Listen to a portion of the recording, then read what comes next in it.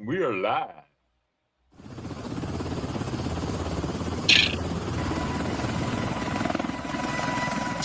Texas, beautiful state. We're going to the moon for moon rocks. I'm building the Trump Ballroom at the White House, 98,000 square feet. Oh yeah, we've seen this. Is Biggest great. Wait till you ballroom see in who they White meet on House the moon. history, and I need moon rocks for the floor. Mr. President, welcome to Starship. Elon, beautiful rocket. Is it the biggest? Well, technically the Saturn V was. Wrong. This one's bigger. I can tell just by looking. I have the best eyes. 20/20 vision, possibly 20/15. Right. So, mission parameters, put 4 tons of lunar regolith for your ballroom floor. 4 tons, maybe 5. The floor is 12,000 square feet, and I'm bringing my clubs, a presidential golf set, gold plated, and if there's time, I'm hitting a few balls. Sir, every pound counts. The clubs are coming, Elon. Non-negotiable. I'm the first president to golf on the moon. Historic. Fine. I've programmed the landing coordinates for Copernicus crater. There's 2 rock specimens there. Perfect. I brought mining equipment. Gold-plated shovels. Let's go. T-10, 9, 8. I love countdowns, New Year's Eve, NBA shot clocks, angry parents yelling, get over here in 3, 2, 1. Classic. 3, 2, 1.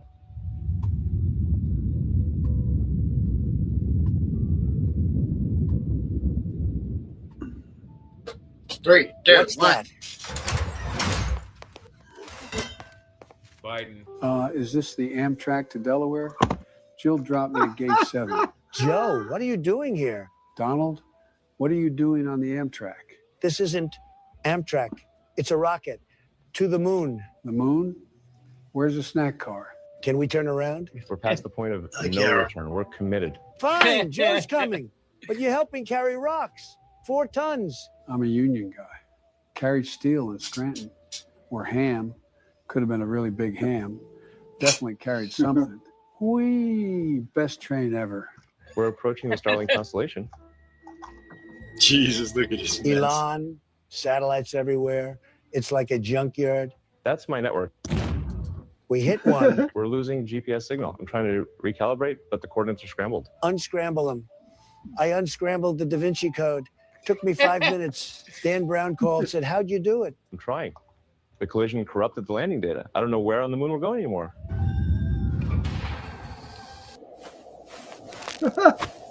I'm okay. Perfect landing. This doesn't look like Delaware. Whee! I'm going to find corn pop. I hereby claim this moon. I'm the first man on the moon. Hey, I found something. You're not going to believe this.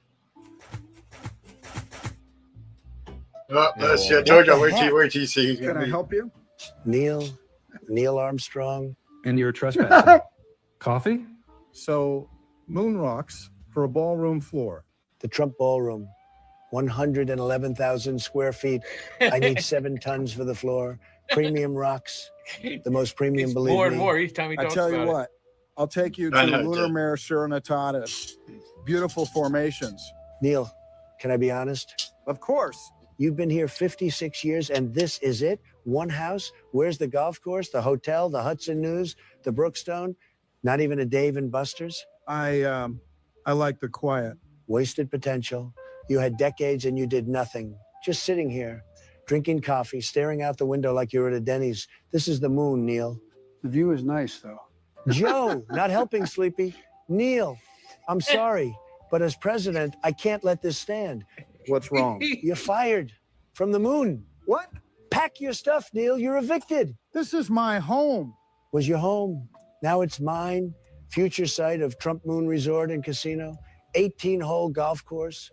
Water park. Well, not water, but you get the idea. I'm putting a Starbucks in your living room and a Cinnabon. Elon, give him the jetpack. The what? The jetpack. I dare you to let me build you a What? completely free e-commerce store, preloaded.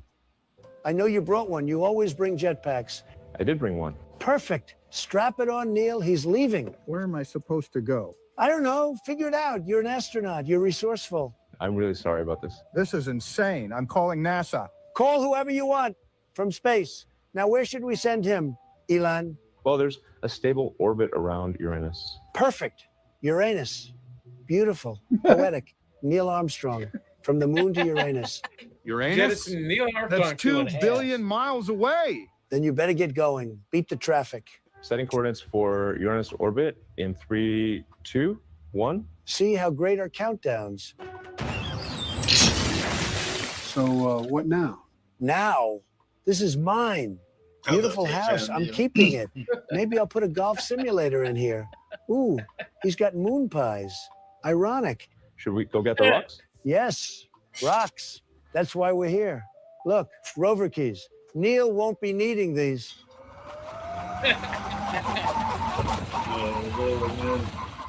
This rover's nice. Neil had good taste. Too bad he wasted it on sitting around. Just look at these rocks. Neil was right about one thing. These are beautiful. These are nice, like river rocks, space river rocks. And now, a historic moment. The first presidential golf swing on the moon.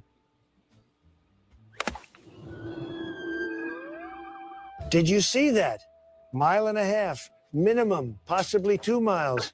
New record. Beat that, Tiger. That golf ball that just hit something? What could it possibly hit? There's nothing out here. Was that Neil screaming in agony? Yeah, your golf ball punctured his fuel tank. He's spinning out of control now. There's Amazon. Oh, crap. Another one? What the heck is even that? Hello, gentlemen. Beautiful day for moon rocks. Bezos? What are you doing here? Collecting them for my yacht. Building a moon rock infinity pool on a yacht. That goes to space. Jeff, leave. This is our mission. Public domain, Elon. And I've got a bigger cargo hold. Blue Origin's a tourist company. You crash rockets for fun. My rocket's 363 feet tall. Mine's 394, and girth doesn't matter. It's thrust. Your warehouse workers pee in bottles. You sell cars that catch on fire. Your tourists paid $28 million for 11 minutes. Your Cybertruck has 1 star.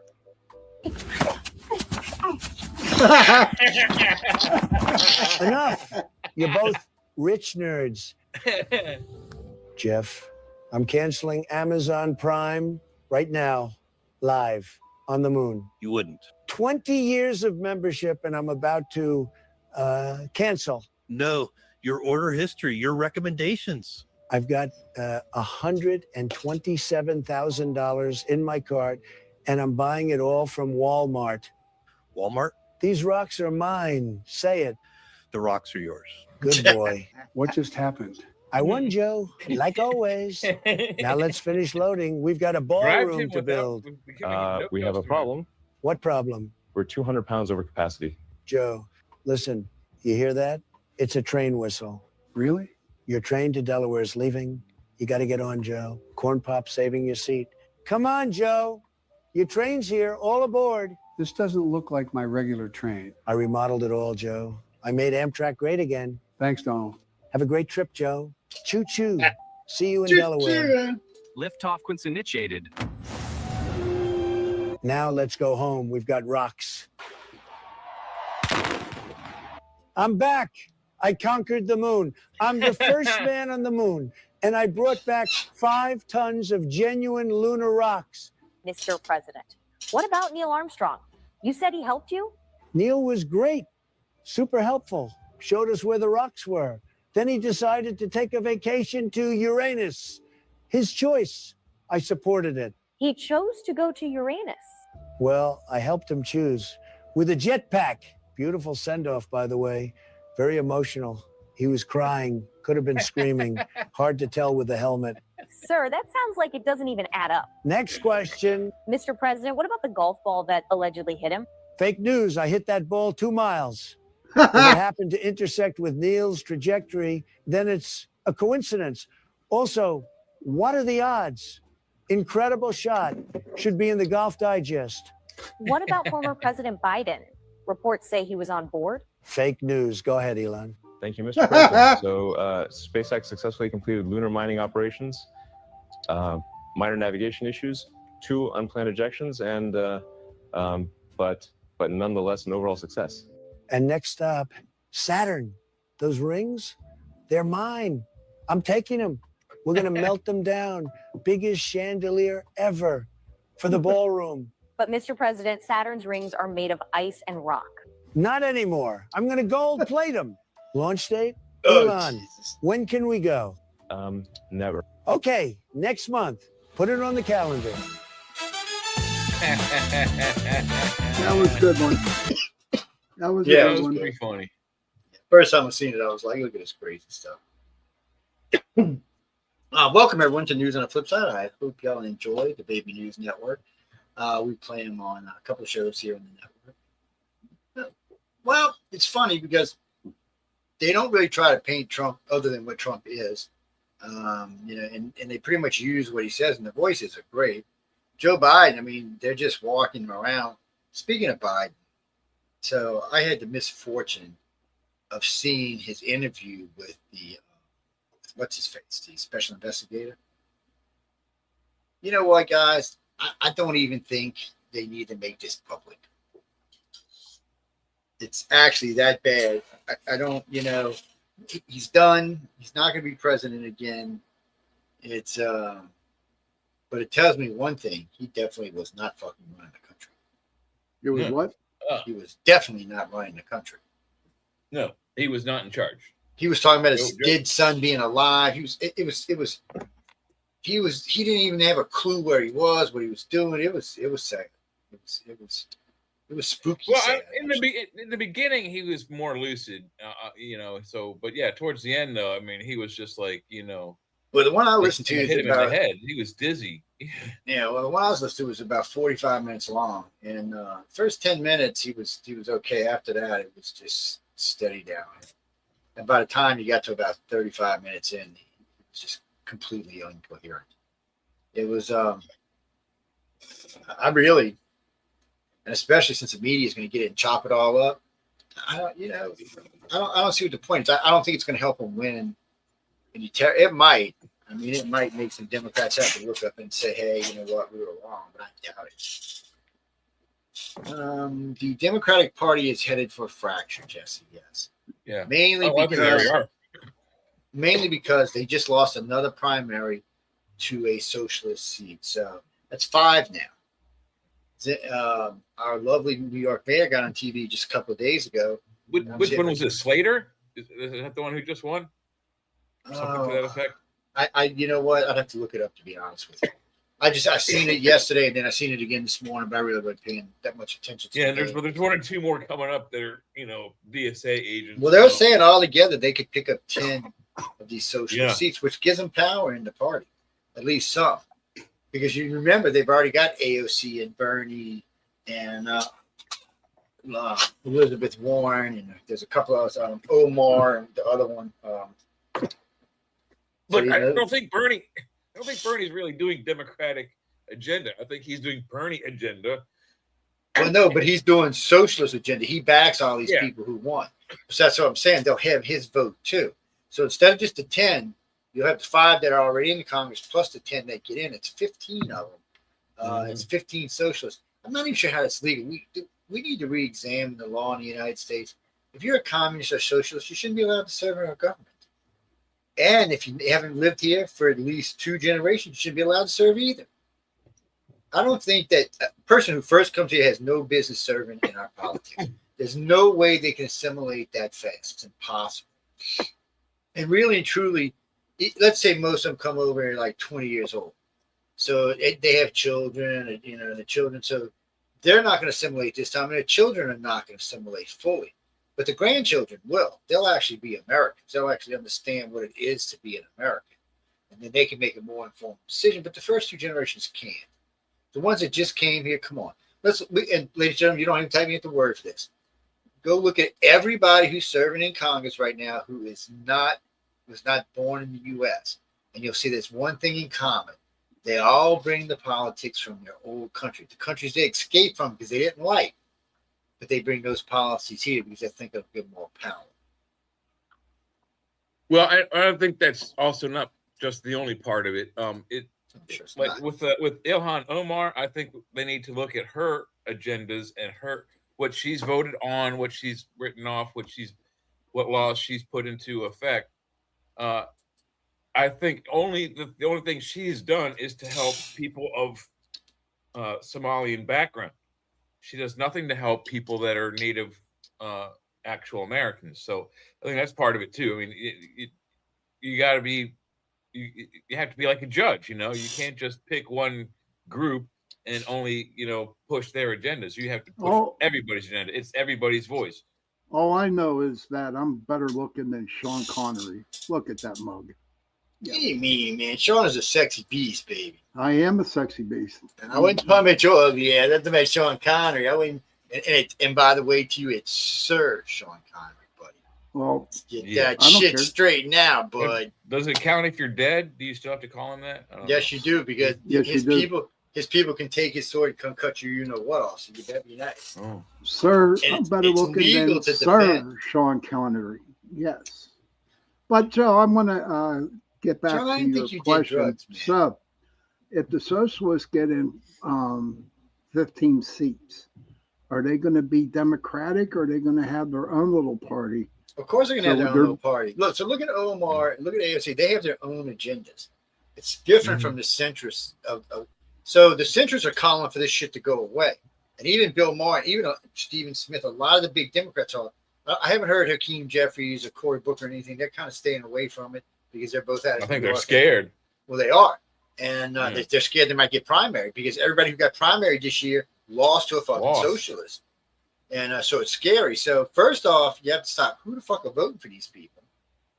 If you're voting for a socialist, you just simply don't understand what it is. Well, let me see if I can find this, but there's a picture I got that will explain to you people, especially for you youngins who really don't understand what socialism is.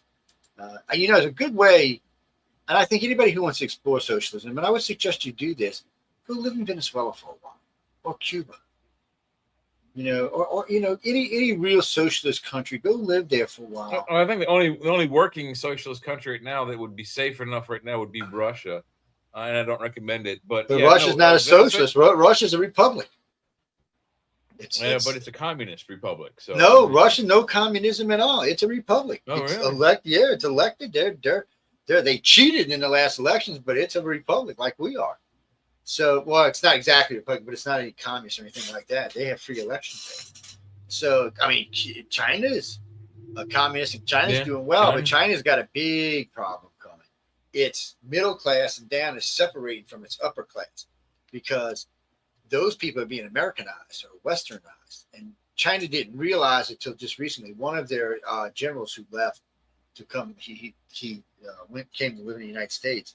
He said China didn't realize it, but when you listen to their citizens talk, he said they sound like Japanese people. And of course, Japanese people sound like Americans. And they've been Westernized.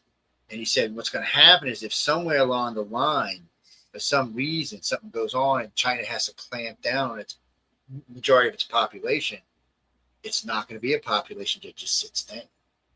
Yeah, they're getting culturalized by our culture by making all of our toys. Yeah, well, I mean, that's basically what's happening. The stuff but they over there for us. It's culturalizing them to America. Yeah, well, China had to pass a bill because they were hacking British TV to watch American TV, and because when our TV's not. So if you go to Europe, you can get our television. As a matter of fact, a lot of what you see over there is American TV shows or American movies.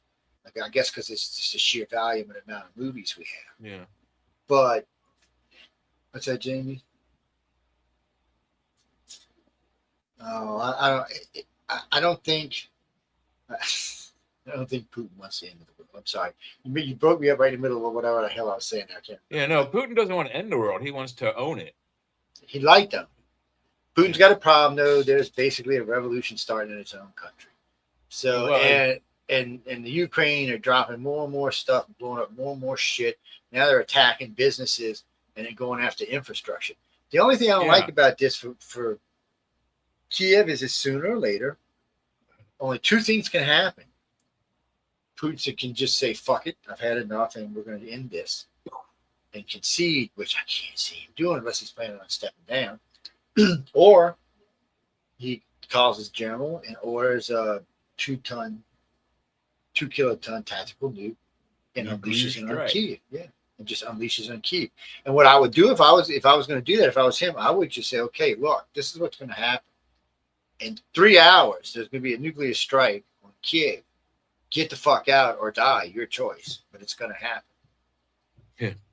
And they can get out, or, well, they can die.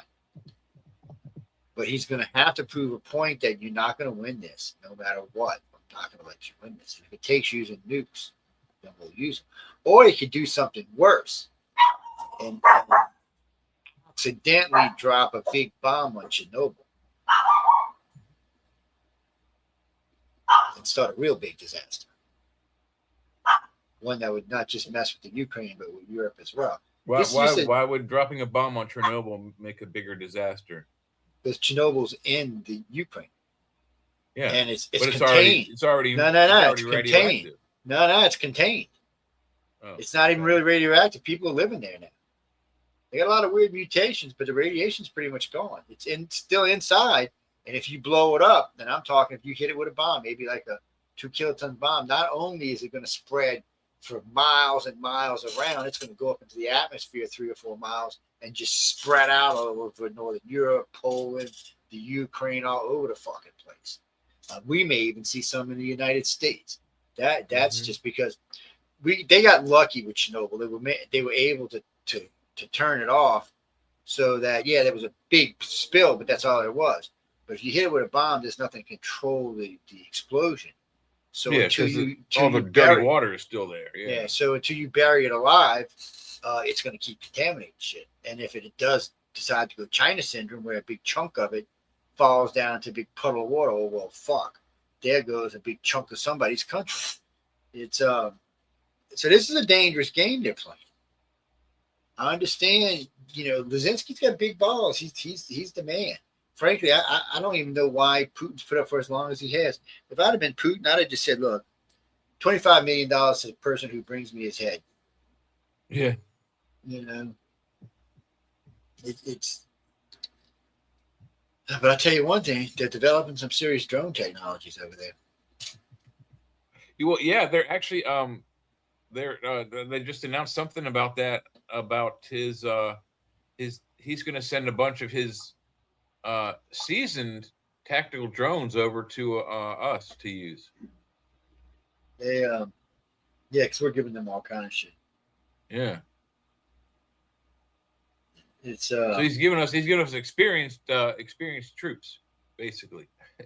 It is kind of like that. It's let me take a picture. Somebody asked me to send them a picture of the room right now. Let's see. Jimmy Dean, what's your name, Jimmy Dean? Sausage King. What the hell is it? Phone, stop being ignorant. Man, it's your phone.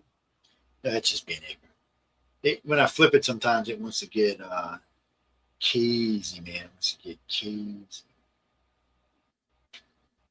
We're gonna send that over there. No, Kirk, we are right now. We're live to probably about 170 countries. God knows how many languages. A lot. I would venture to say it's more than about 50. As far as I know, we broadcast to every country in the Middle East, including Iran. Now, right now with the war, the last time I seen, they call them K servers or no, Y servers. Last time I seen one, we used to get anywhere upwards of 30 or 40,000 listeners out of Iran, especially Tehran. But lately, I haven't seen more than a trickle, a few hundred here, a few hundred there. And maybe infrastructure issues. And now Trump's fixing to start bombing all the electrical plants. What he's going to start doing is methodically start screwing Iran. So this is they're gonna start bombing some plants here and there. Then they're gonna start bombing some roads here and there, and they're gonna bomb some more and some more and some more. And if Iran don't give in about 6 or 8 months, there'll be no roads left in Iran, and there'll be no more electricity. Yeah, and all the military bases will be flattened. Yeah, they'll be toast. So Iran's bragging about how fast it's building its missile base, and Pete's going, "Yeah, go ahead. We need target practice." And I'm like, "We haven't shot one down in a while. Yeah, bring it out." And then we got in trouble because we found out on some of the bases we intentionally let missiles through.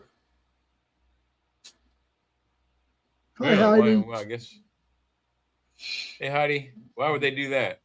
The U.S. said it was because certain types of missiles they're trying to get more information about. So when they let them strike, they can gather more stuff about them. They can actually see what happens on the impact in the area and know how to defend against them. I think they just fucking missed and don't want to admit it, but you know, hey, that's my opinion, people. I just think they missed. Dream. No, we're gonna get into all that stuff you see up in that pretty screen up there that Heidi made for us. Yeah. Oh, Heidi made it. No, I named the AI Heidi. Oh, because Heidi's that, always Heidi. Yeah, because Heidi's such a hard working person for the network, and our little AI is such a hard working person. So I named her Heidi. So we got Heidi the real person and Heidi the AI. Yeah, Heidi, that's cool as hell. No, I see Pal Talk trying to open, but I haven't seen it pop open yet. Why? Wait. No, stop. You're just typing like madman. Stop it. Who are you talking to? Oh, somebody's texting me on Messenger because they're on Pal Talk. They're looking for me on Pal Talk, but I don't have my Pal Talk open because I'm acting like an ass. I might open it. No, now that I know you open it, I might open it. But look, no, I understand that. So let me stop the conversation because I got to explain to everybody who's listening. So this is a friend of ours. We go way back on Pal Talk. We've had a run on Pal Talk for I don't know, 20 years or so. Anyway, it's been a long time. And it's been at least 20 years. So we've been nursing it back. We've been thinking about bringing it back to the station. Well, these people want it back because there's a couple of reasons. One, they can ask questions from there into here. But two, the chat has video chat. So when you're in there, see how our screens are up here like this? Well, when you're in the room, your faces will be over here as well. I mean, if you want them there. Not up with us on the radio station, but in the chat room, they'll be there. So everybody can see each other and talk to each other. And Pal Talk's got some really cool features, and it's got some really cool control. If you got a good admin staff, you can really have a good run there. So I know we're going to start using it more. I forget about it sometimes. It's a cool feature. We've gotten some heated debates there. But one of the things I liked about Pal Talk early on, we discovered it. Matter of fact, that's how I got into radio. You can thank Pal Talk for getting me into radio. Well, technically you can thank Yahoo. But anyway, we were on Pal Talk. We had moved our chat from YouTube to Pal Talk because there was no controls on YouTube. So we get to Pal Talk and they give you full admin controls and they're adding all these features. Basically, everything you can do in StreamYard, you could do in Pal Talk back then. So it was really cool. And so we get on there and we had a support group there for contactees and abductees. The only people in the whole freaking planet at the time that was doing it. And it was a large support group. And so this guy, Jeffrey, who owned Wake Up USA, the radio show, but he owned Stardust Radio Network at 1690 Riverside, Iowa, asked me if I'd come host this show called Wake Up USA, a UFO study. And I was like, really, dude? I've never been on the fucking radio. What are you, crazy? There's no way. So he bugged me for a while. And he said, look, I'll listen to you doing a support review. He says, you really know your shit. He says, ufology, you just kick anybody's ass. So finally he talked me into it. And they booked this guest, Jerry Black. He was an anti-Gulf Trees guy. And so we get in the chat. We get on the show. We start talking. We're like 15 minutes in the show. I said, yeah, you're full of shit, dude. Next thing I know, we're going at it for the next hour and 40 minutes. Jeff wouldn't even take a break because we were going at it so bad. It's like, so we get off air. So I guess I'm fired now. I said, but thanks for the offer. And he goes, what are you fucking talking about? He said, the servers are popping all over the place. He said, everybody who's listening must have been calling somebody and telling you need to come listen. Oh, it was insane. But that's who offered me a job. So that's how all this started, you know. And that same gentleman, Jeff, because a mutual friend of ours owned Pioneer Radio in Hong Kong. He called me one day. He says, look, we've been friends for a while, blah, blah, blah, blah, blah, blah, blah, blah. I'm going to give you Pioneer Radio, which I still own by even today. I still own it, still in Hong Kong. And it's a part of the United Public Radio Network. It's actually got the UPR and Talk Radio logos on it. But regardless, he gave it to us. So I told Jeff, I said, well, you know what? We might as well put Wake Up USA on there because it's a decent little network and it's got some pull and it gives us more prestige because we're in Hong Kong. He said no. I said, well, what am I going to do with this thing? Because I didn't have any material at the time to really put on it. So I called the iCar directors meeting for all of my top investigators. I need some fucking radio show hosts. Y'all just volunteer. And that is how UFO Paranormal Radio Network was born and UFO Undercover was born. I started doing UFO Undercover for about a year, and in that time, I took all those investigators, and state directors, and international directors, and helped them become hosts. Dee Andrew, who was my international director, she hosted Eye to the Sky.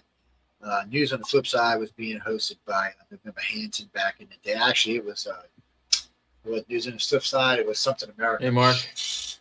Hey, Mark. But almost all the original shows were hosted by someone in ufology, and most of them worked for iCar at the time. Hey, Mark, how you doing? So, people, that's how we got to where this massive, crazy-ass network is today.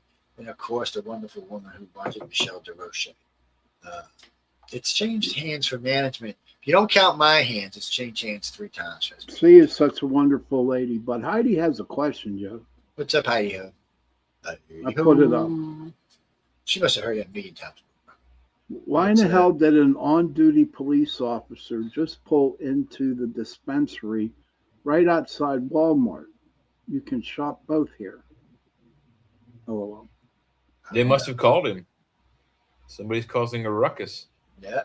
Depends also on how he arrived. Did he arrive, on the fly with the lights on and the sirens going, or did he just arrive, stop, and then turn the lights on? If he just stopped and turned the lights on, it's probably like a Karen is at the service desk making a scene. Yeah. This marijuana sucks, man. When you give me this shit, man.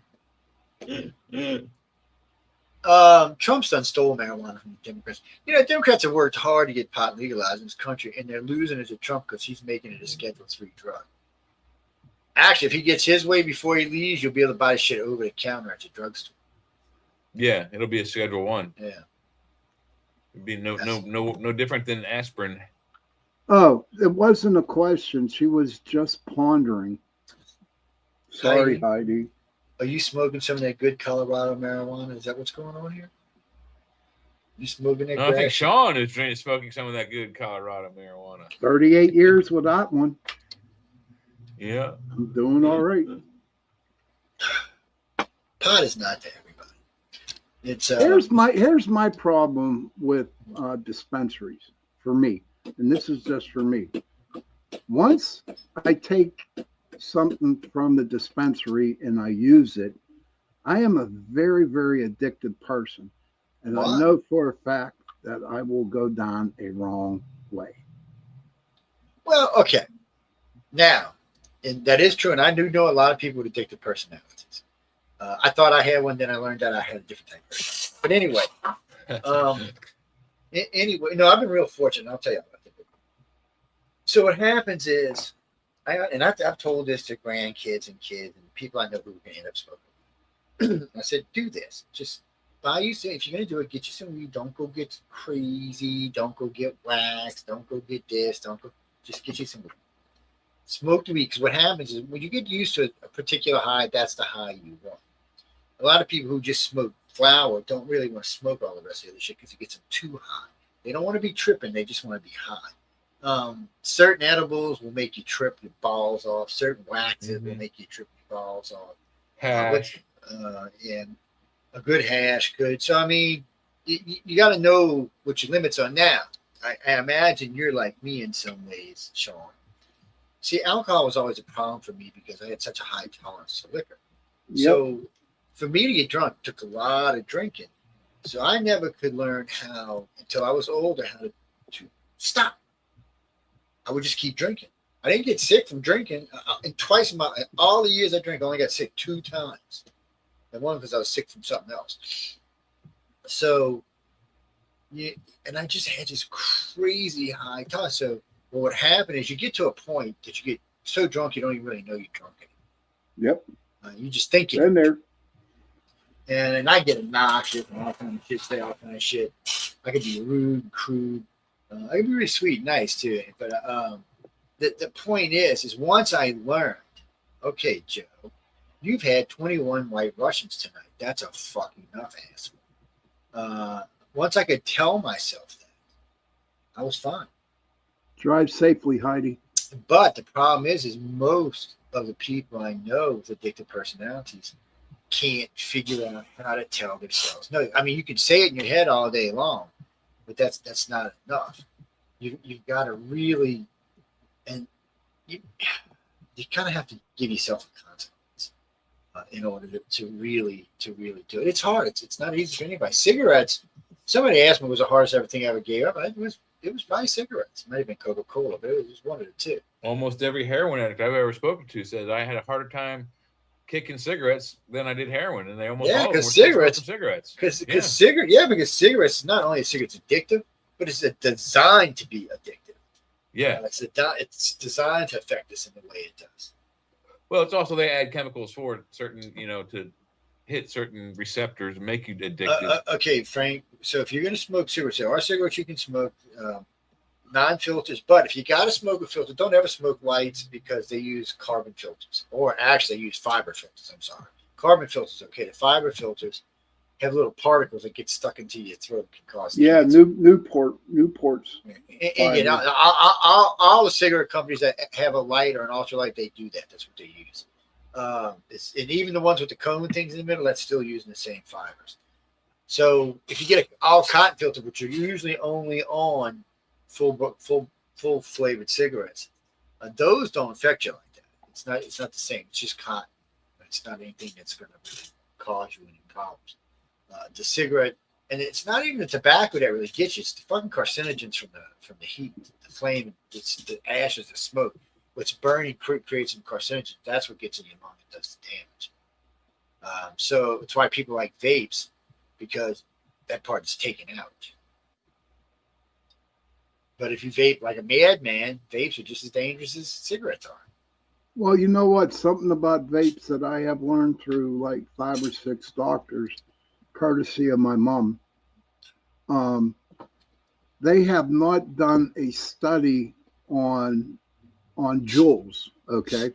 They have not done those studies. And right now, Juul's just pure nicotine. There's nothing else in them. And well, they can. Now this varies from state to state. So I'm not going to argue with anybody, but most of the states require that you can only go X amount of nicotine, like marijuana. So flower is usually capped off at 30. Okay, now for some reason, concentrates and what's the other one? Adapts, wax. They go, and the rosins, the oil. Yeah. They go up to 90%. But you know why they can go up to 90%? Because most of that is spread across something. So it's not like you're just taking it and sucking it all 90% down. You're usually putting it onto something else. So it's diluting it, basically. You can smoke it, though. I mean, you can take like a piece of hash or a piece of wax, just take a cigarette lighter, and I have never done that thing. Well, if I'm smoking hash, I'm grinding this shit up and putting it in a bong, and then you're gonna watch me cough until I fall over and hit my head or something. I like smoking hash either through the bong or through chopped up into a joint. But going back to Sean was talking about the vapes thing. Sort of the problems I've always had with them, whether it's a weed vape or it's a tobacco vape, doesn't matter what the percentage is. And I think most of them, for the tobacco end, it's like I think 12% is like the max you can get. But anyway, that being aside, the problem with them is that some of them, I used to smoke this one, and I forget the name, it was like Mountain Green or Evergreen Mountain or something like that. And you bought the filter, the cartridge you screwed on that looked like, it was modeled like a cigarette filter, brown with little white spots on it. You bought a pack of those and you screw them onto the battery, and each one of those filter thingies allegedly held a carton of cigarettes. But they lasted me like, a day and a half. And I'm like, how am I smoking the equivalent of nicotine of a full carton in a full day? And so the problem that I had with it, there's no gauge. When you smoke a cigarette, when it goes out, you're done. So there was they didn't program it like, 10 puffs is a cigarette or 15 puffs is a cigarette. If they had that kind of a stop in it, so you smoke it for 15 minutes and then it stops, it won't reset for another, 20. that would be something I could understand. But you would sit there and you just smoke it until it's empty. But Jay, okay, now that was false advertising, and I will tell you why. You know, because Juul started that, where one of them little thingies is a pack of cigarettes. Okay, actually, it isn't. It's like half a pack of cigarettes. It's not the full. Well, pack of regardless of how much it holds, the fact of the matter is that there is no gauge. You can sit there whether it holds a full pack of cigarettes or a whole carton in one of those, and some of those cylinders can hold a lot more. I mean, some people have those advanced, vape devices with big chambers. They can pour a lot of liquid into it. There still isn't a gauge. There isn't a way to set the vape machine, give me, 25 puffs from now. And, when I hit 25, boom, you turn off for an hour. So it doesn't give you a cigarette. You know what I mean? So you can sit there and continue and smoke it until you empty that chamber, and you smoke the equivalent of 2 cartons of cigarettes. That's kind of the problem I have with it is there's no gauge to tell you how much. They haven't done any studies to tell you how much smoking a full cigarette is equivalent to, puffs off of a vape. Right. And that's why doctors today, if people go to them and say, yes, I Juul, okay, they really can't say that it's wrong. They can't say it's bad for you. Okay. They can't tell you anything because there are no studies done on the brand that I do. Okay. It's just pure nicotine. But Heidi says, but is it really tobacco in the vapes? No, I don't think so, Heidi. I don't think so. I think what it is a tincture that they get from the tobacco leaf and make it those oils. This is the same as they do with making the weed vapes. It's just it's an oil, a vegetable oil based thing that's usually boiled on a hot coil and turned into steam, and then you breathe it in. I'll find out in the heart. Keep talking, Jay, for a minute. I'm going to find out what's actually inside a Juul. I'll bet you're going to find sex, a lot of drugs, and alcohol, baby. There might even be some saltpeter. I don't know. They have saltpeter in cigarettes. I don't know if they add it to the vapes. When? When they do that? I know, man. We've been look at next time you see someone has a cigarette, look at the cigarette. If there's gray rings on the paper, that's saltpeter, sodium nitrate. I have never heard that in my 64 years of obviously they never put any on any cigarettes I ever smoked, so I'm just saying. No. I got gray lines all over this. Yeah, they do. Wow. So yeah. You didn't know that? Hey Google, is saltpeter in the manufacturing process for tobacco cigarettes? Yes, potassium nitrate, commonly known as saltpeter, is sometimes added to cigarette paper during the manufacturing process. It acts as an oxidizer to help the cigarette stay lit even when it isn't being actively smoked. It. Smoke burns smooth. I told you. That's why every once in a while they fizzle like a wick to a firecracker. They sparkle a little sometimes. Saltpeter. James, there's not enough in there to worry about now. You have to worry about. Okay, here is what's in the Juul pods. They contain 5 main ingredients: propylene glycol, glycerol, oil, and pharmaceutical grade nicotine. Yeah. So what is pharmaceutical grade nicotine? God only knows. Yeah. Is that a J deal or is that a Joe deal there? Joe's doing that. Hey, I'm just booing, man. I'm just saying. Boo on MP. Hey, Carl. Boobity, boobity, boobity, boobity. Oh, man. I'm telling you what. That's crazy putting saltpeter in a freaking... No wonder I only have one. Don't worry about it. Peter's not playing with you, Peter. Just don't even worry about it. It's okay. There's not enough in them cigarettes to worry about. And they never did. And hint guys who were in boot camp, they never put it in.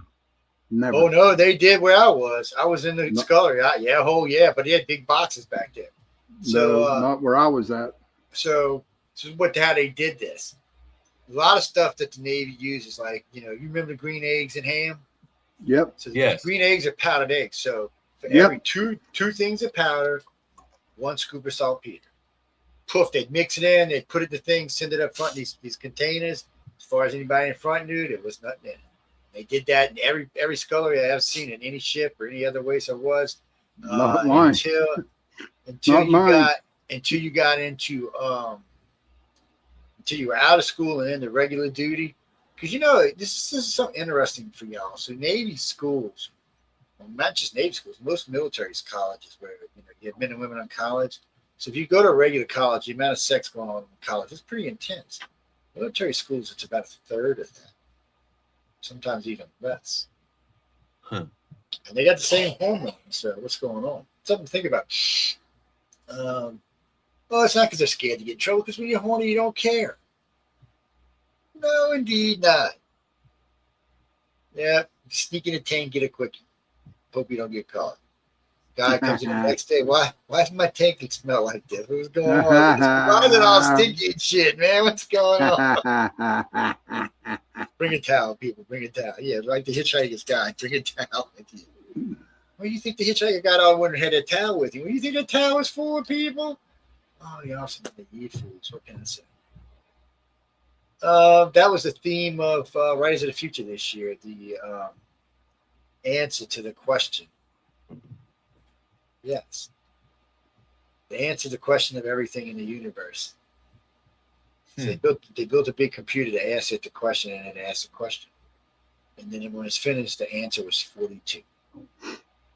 Hey, did anybody see, did they have that show started yet where it's a remake from Sheldon's show? It's the other dude. They find a machine and they're supposed to change the future or help the future, or whatever it's called. Have you seen it? All right, so you need time travel. Have you seen it, Jay? No, I haven't. I'll tell you what I have seen. I've seen a new Star Trek. It was what good. New Star Trek? Star Strange New World, season 4, episode 1. Oh wow! Look at Jay! Look at Jay! Look at Jay, Joe! Look at his eyes. He's a smile on his face. Oh, Jay! I'll tell you this.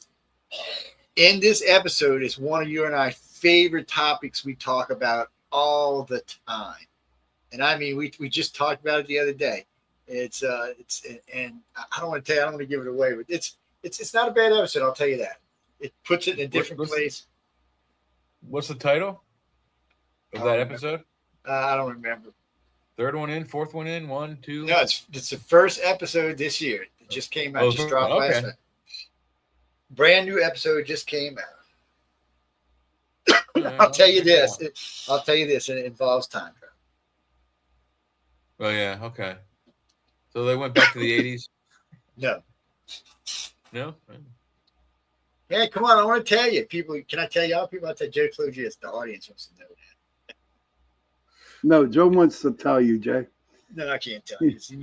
It's actually, you'll enjoy it. It's fun. It has a lot to do with, seriously, topics that we have discussed. And actually, even to one of the topics we talk about a lot, it actually adds an alternative. Still kind of the same way you and I describe it happening, but with a little kind of twist alternative to it. Oh, man, look at Jay's brain, man. It is going.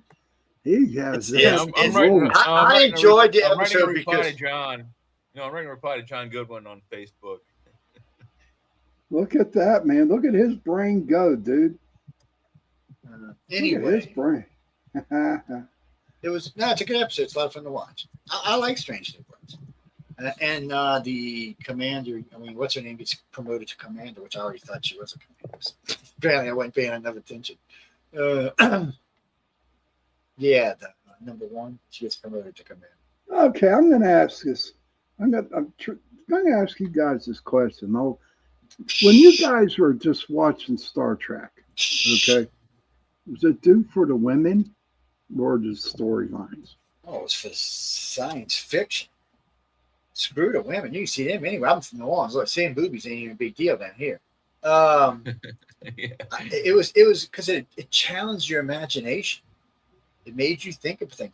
And the bad part, or actually the good part, was when you were thinking about all these weird science things and all these strange places and all this stuff that was going on, they used to sneak in little lessons in there that would just settle in the back of your head without you actually thinking about it.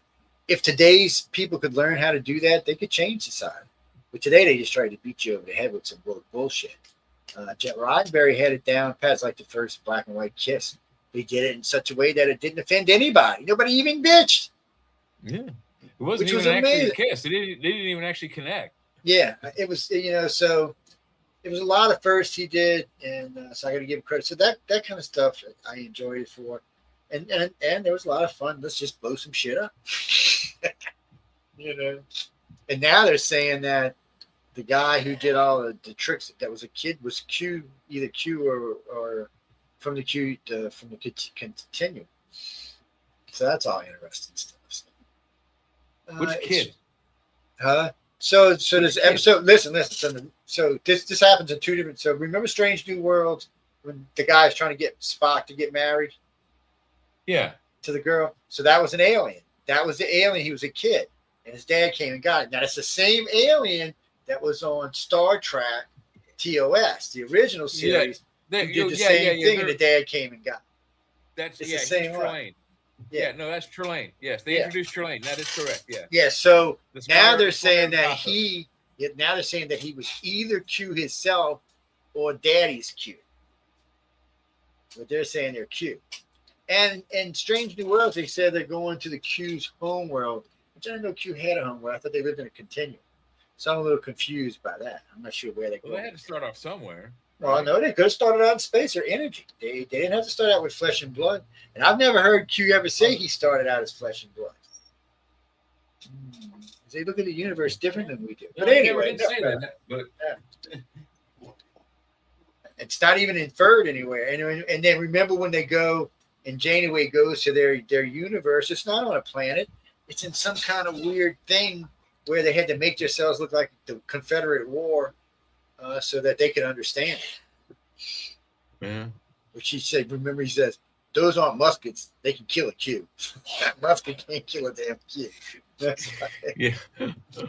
Oh, man. Anyway, enough about all of that. James, dreams are always interesting. To be frank with you, they're windows into the souls in ways that even we don't quite understand yet. I've always been I was real lucky. I shouldn't say lucky. When I was young, I used to get these horrific nightmares. And I started learning how to program my dreams. First way I did it was I would take a Star Trek episode and just memorize it and play it in my head. And then I realized in the episode, I actually had control of what was going on. This is like at age 9 or 10. I actually realized I had control of what went on in the dream. Like if something bad happened, I could stop it, or I could come up with a solution for it, which I didn't even know you could do that in your dreams. So that was something right off the bat. So as I got older and realized what I was doing, I started using that for things, problems I wanted to solve, stuff I needed to figure out. James, I don't use it as much now, but I'm also a lot smarter now than I used to be. So I can cheat a little bit. It's that's the same thing that I was able to do that, and I also used Star Trek theme, but I learned how to control dreams from watching the movie Dreamscape, and I would generally when the dream get out of control, and I would get scared. I could just go like, and then there would be a phase, and then I could control it, So yeah, that's for me. That's how I used to control my dreams if they were pretty bad. Is just wake up. I'd just say this isn't right, and I'd wake up, and that'd be it. Well, you see, sometimes I didn't want to wake up. I would notice myself because you'd be into something, and you're like maybe an adventure of some kind. Then all of a sudden, it's a cool story, yeah. and then something like bad happens, but your brain figures out how to stop it or control it, so you just go on from that. But matter of fact, I didn't even train myself. Like if I woke up from one, that I could go back to sleep and start from the point where I woke up. Oh man, lucky you! I could never do that. It wasn't easy, Sean. It didn't just happen overnight either. But eventually, I got used to it. Jesse, if I smoke weed, a lot of weed, I don't remember my dreams. If I want to remember dreams, I can't smoke. And if I don't smoke at all, my brain is like insane. The amount of shit that will come out of it in a night. I might as well be awake. It's just not. It's too much. You can control it to an extent, but when you're in your subconscious, if you start controlling your subconscious and you sleep, then you're not really resting. No. You can do it. No, it's doable, and I have done it. But you're not. If you do You it, wake you do up it tired. regularly. You don't get the sleep you need. Yeah, because basically what you are is conscious in your subconscious. So best thing to do, and I just like turning it into things. So when something's going crazy or bad, it's popping up in my dreams. If it's just something completely horrible, my brain will snap out, then it'll wake me up. But if not, usually I'll convert it into something that's fun or playful, or maybe meet 7 to 9 in a dark place somewhere. and get assimilated by her in the alley. Yeah, have some Romulan ale or something. Now I've heard Romulan ale is a pretty decent hallucinogen too. It sounds like it might be. Well, at least for everybody else other than the Romulans, probably. Right. They probably got used to it. But then they talk about what's the blue guys. They talk about their liquor the same way. The Andorians, yeah. Yeah, Andorian, yeah. So Andorian whiskey, one way whiskey, I think. Anyway. Well, the Andorians and the Vulcans share a solar system, and then also, or they have solar systems that are very, very close. Close, yeah. Within a light year. And then the Romulans, of course, were the Vulcan species that there was a group that splintered off, and they went and made their own planet called Romulus and Remus. But why would a foreign culture though splinter off from its main government and then? Well, you know what probably really happened? Why would it produce a planet based on a Greek theme? Well, no, I'll tell you what probably really happened. So Remus was found, but Remus is a good ways off. Remus is loaded full of dilithium. So they found Romulus, so they put a colony on Romulus to mine Remus. Now remember, the people who started being stuck on Remus all the time started changing. They started transforming. They were still Romulans, but they were mutated Romulans at best. Right. But they were still Romulans or Vulcans. So what happened over like time? Dark elves versus good elves, yeah. So whatever happened over time, the Vulcans who were living on Romulan weren't under constraints of living on Vulcan. They didn't have to adhere as tightly to logic and other things, so they became a more relaxed society. Over time, it grew and grew and grew. They had the technology, and eventually it just broke away. Said, "Okay, we're independent now," and that had to be. And think about how long ago it had to be, because Vulcans today really didn't know who the fucking Romulans were. When you first hear about the Romulans, Spock's like, "Who the fuck are they?" Yeah, and so it tells you how long ago. And when they first show the first Romulan, it's Mark Leonard, the actor Mark Leonard, is playing the Romulan captain, and he's got That's one of my favorite ears just like Spock. But the amazing thing is that actor later on in that same season would come back as a Vulcan and play Spock's Spock. dead. Yeah. He would also later on, even later on after the show had canceled, he was the Romulan captain, not the Romulan, the Klingon captain and the leader of the 3 ships that goes into Vidra and gets destroyed. That's also Mark Leonard. And then he comes back in Next Generation Picard. again as Tarek. Yeah. Is he in Picard too? Well, no. I just meant Picard. No, I just meant Picard, the name, not the show. He comes back in the Next Generation, and they mention him by name in Picard. I'm pretty sure, but then he doesn't make a visual appearance. No. Yeah, he's dead by then. He died on the. Oh yeah. Picard went to Romulus. Right. Yeah. He died while Picard was looking for Spock. He died. Sarek died. Anyway, getting back to the dreams, people. Sorry, Sean. Sean's out to fuck up out of here. These assholes and talking about stupid shit. All right, now I'm back to reality. I'm back to reality now. Yay. So anyway, I didn't have a damn clue what you were all talking about. Oh, we just speak out for me. Hey, if Mars ain't real, then Star Trek is. How about that? Well, if that's how you feel, then go ahead. That's good.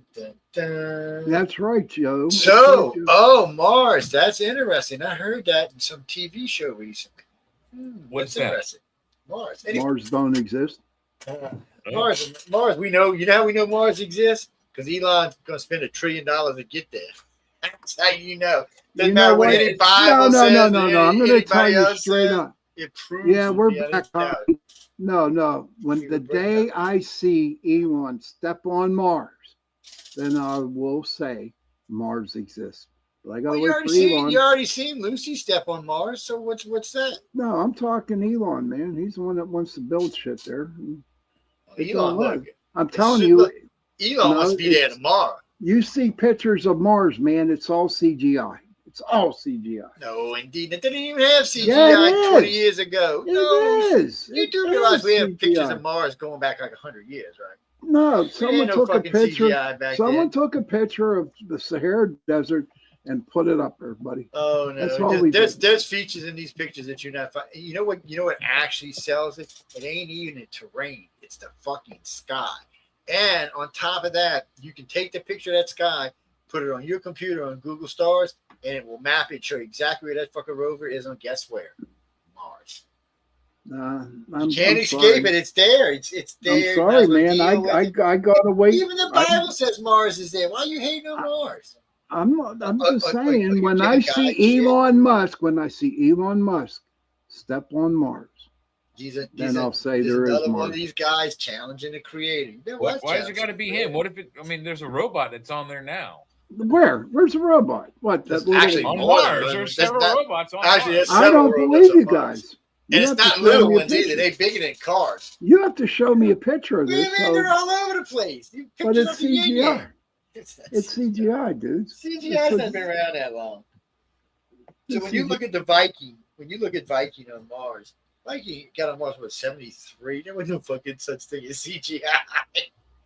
All right, guys, ladies and gentlemen, out there in the chat, out there in, UPRN world, is Mars really exist? Please tell me, and please give me some evidence that Mars exists. You got a telescope? No. I'll tell you. I want to waste my money on a telescope. Because you can see Mars. You see a bunch of stars. You can see Mars. You can see Mars quite well too. You can make out features. You can make out Olympus Mons. You can see the volcano on Mars. And then you go, well, fuck, man! Look at that big red planet with a big volcano on top of it. It could be a star. Actually, what it looks like, could be a star. It looks like a pimple that popped. That's what Mars looks like. There we go, people. For Sean, does Mars exist? Type 1 for yes, 2 for no. Yay! Ow. I hurt my damn lip. What the hell is that? Okay, Heidi. So your library rents out telescopes. Go find Mars for me, please. I would appreciate it. Oh, of course, Joe's putting number 1 there. No, I did it first. I beat him to it. Shit. Error.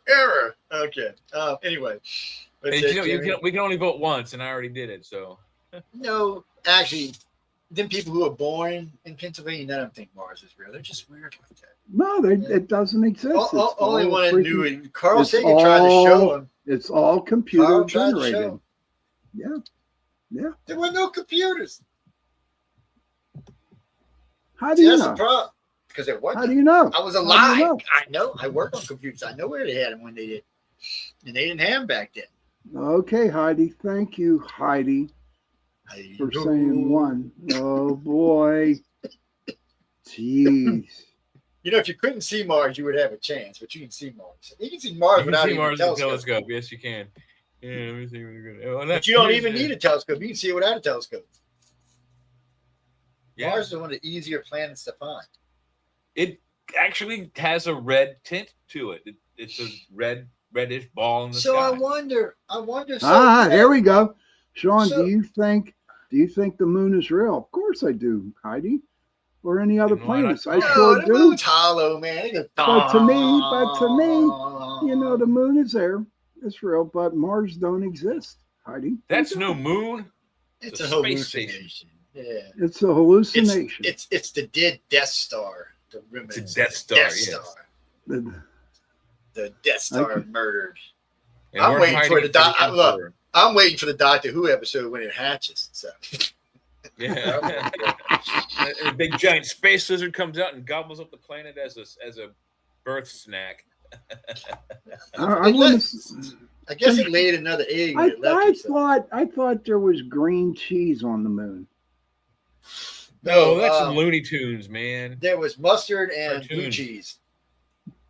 Yes, It's mustard riddled with and blue mold. cheese. Oh, it's got Swiss too because it is riddled with holes. That's your. I'm open-minded Swiss too, cheese. Heidi, but when it comes to Mars, nah, I'm not, man. No. And just to help you even more, we actually possess Martian moon rocks, or Martian planet rocks, I should say. We actually have real rocks from Mars. Matter of fact, one of them made a lot of trouble because they pretty sure they found life in it. Yeah, so I was going to say we have one with DNA in it, Martian DNA. Aren't Martians considered aliens?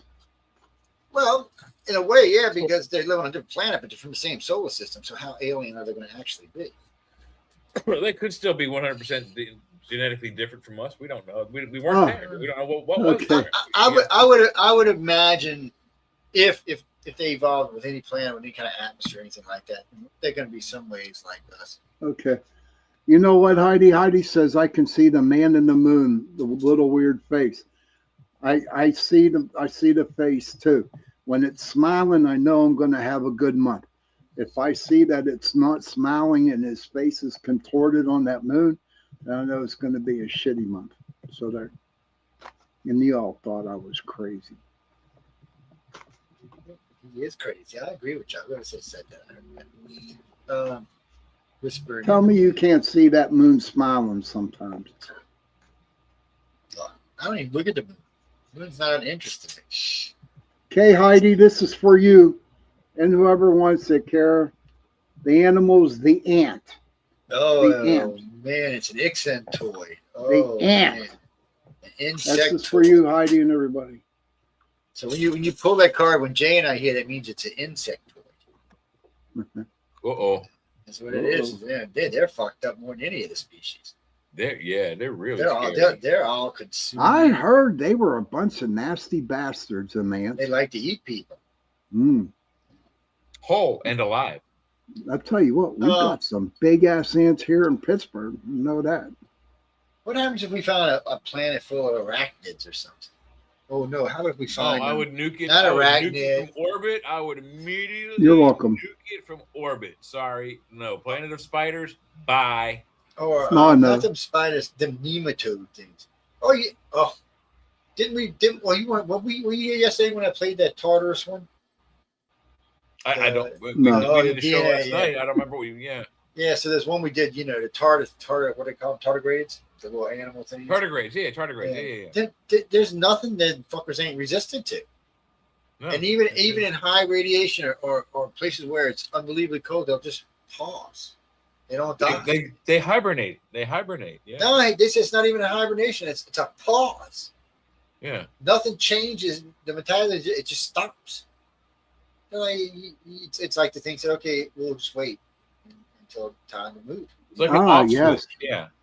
Yeah, because everybody was saying hibernation. That's what I thought. And then they were like, no, hibernation is different. There's a metabolic change. The ant centers on hard work, patience, and community. Thank you, Heidi. Or it stresses on invasion, taking over and eating all the other ants, and taking its women and chopping their heads off and putting their women in its place. Army ants are a motherfucker, man. Oh man, I do watch the YouTube about army ants, man. They're insane, dude. There's some colonies of ants that'll strip a carcass of flesh, to bone in hours, like a whole cow. Them fire ants will try to put up a fight, but them fucking black ants just tear them up, eat them up. Oh yeah. Well, the black ants are also like 3 times their size too, aren't they? They're a lot. Yeah, bigger. well, there's some different size red ants. I didn't realize some of them got big as they get, but. Well, yeah, in Africa they have ants that are like 2-3 inches long, red and black, and they'll fight each other.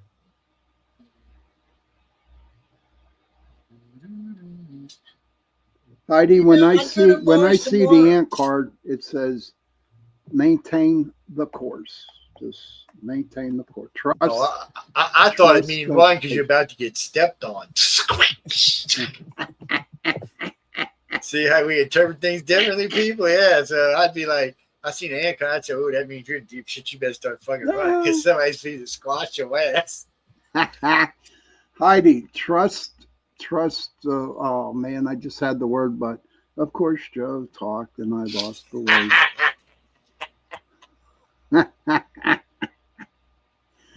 She loves that. There you go. No, don't be sorry, Kara. Please. No, don't be sorry. Anyway, back to where we were about Mars. So, this will be interesting too. When we start putting telepaths on Mars, keeping telepaths on Earth, it may be a faster way for us to communicate than just sending radio back and forth. Because well, here's a question: since there are a few satellites around Mars, but there are more around Earth. Would you think the telepaths and the empaths abilities would be less hindered because there's no interference from radio or satellite or any other kind of technologies? I don't think any technology we have repels thought waves. As far as I know, it can permeate anything on the planet. Well, you would think though that the aliens, if they're highly telepathic, they would have a way to keep our thought transmissions from escaping our planet. No, they don't need to do that. No, they don't need to do that. Main reason why is because the wavelength and the amount of power our thought waves give off will dissipate not even far away from our planet. There's not enough power behind it, many consequences. So think about Hitler's broadcast, how powerful it was to be the first one to go interstellar. Our thoughts now, if you take that, and I hate to even get into this, but if you take that and bring that into like a consciousness level, like a lower cosmic consciousness, you might be able to shuffle it to a consciousness, but it's still not going to be the same thing because it's going to pop from one place to the other. Maybe it might come out on the other side. But if you're just sending it via over the airways, basically, so telepathy would probably be way faster. At the very least, I think you could get it over light speed. I really think when you're on Mars and someone on Earth, that's good. I think as long as your brain's touched, I think the contact would be instantaneous. I don't think it'd be in lengths of time.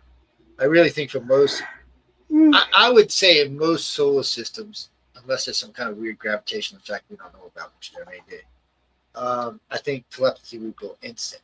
Now going from like here to Proxima's 5 light years away, that may take that second or two, but I think it's going to be a much faster pace than you think of, because when you hear people talk about extraterrestrials coming in sometimes, they realize the ET is coming before they're in the solar system.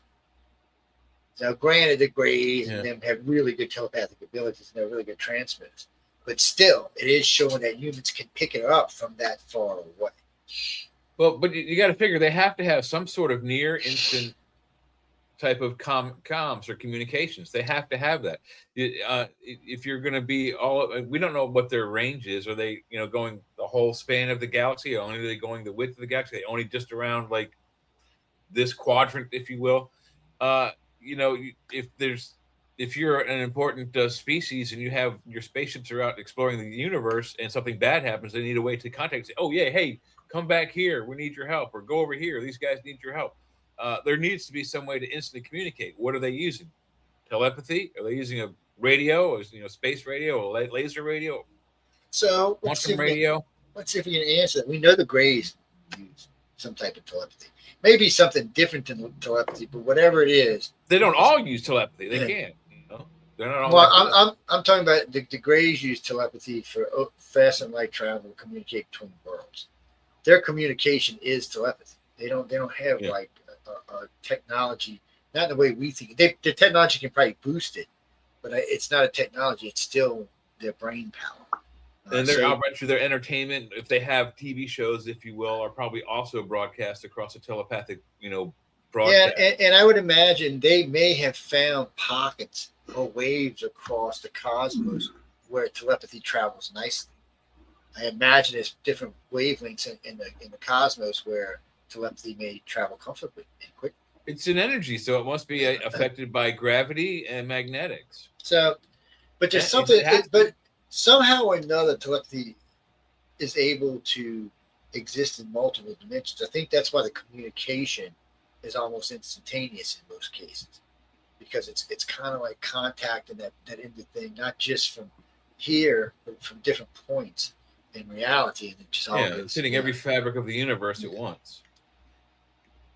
It's interesting stuff, Dean. Can you prove it? No, nobody's. I can tell you this: the Air Force and the Navy can prove that telepaths exist. Yes, they use them. There was a program I started. can prove it too. Yeah. In 1920, the U.S. Air Force and U.S. Navy went public looking for telepaths. They made a public outcry that one year, 1920. I'm sorry, 2020, 2000. Damn it! They made a public outcry to find telepaths because they retired. Hey, Colleen, they retired Ed Dames, which is Ed Dames, Colonel Ed Dames, or Captain Ed Dames. I think it's Colonel. Anyway. Hi, Colleen. He was in charge of remote viewing. He was the guy teaching everybody. Remote viewing is useful, but it's not the kind of useful that's really helping out Air Force generals or Navy admirals. And what I mean by that is, okay, let's say the three of us are going to remote view something. So we're going to get the target, and let's say we want to find a Soviet launch site, or maybe we want to find something else. We'll say Soviet launch site's easy. So we get the target. We start to concentrate. We start searching, and we find the target. So we're looking from the target basically from above at this point. So we can kind of tell you, okay, we found the target and it's in the Minsk region around here. Okay, that's great, and that really helps out a lot. But a telepath don't have to do that. A telepath can just go to the base in its head, walk around in the base until it finds whoever needs it is, whatever general, colonel, whoever's got the numbers, pop right into their head, and every time they look at something or look at the ship or go down, they can read everything. And while they're in their head, they can be sifting through it. So the point is you get the launch codes. Not only do you know where the missile is, now you know how to turn some bitch off. It's not something if you're good, you could actually have that general launch the missile while you're in his head. Right now, no. So what Jay's talking about, no, Jay's not talking about telekinesis. Jay's talking about telepathy. By putting the signal into the individual heads. Telekinesis is actually pushing. In other words, using physical force to push a nerve or to stop a blood vessel. That's telekinesis. Telepathy is just the simple power of thought. Telepathy, you could implant the suggestion, and what we mentioned in the movie earlier, Dreamscape. You could plant several suggestions, any number of different things. What are your launch codes? What's the secret? Combination to your family treasures safe, or you could say pick up that gun and put it to your head and pull the trigger.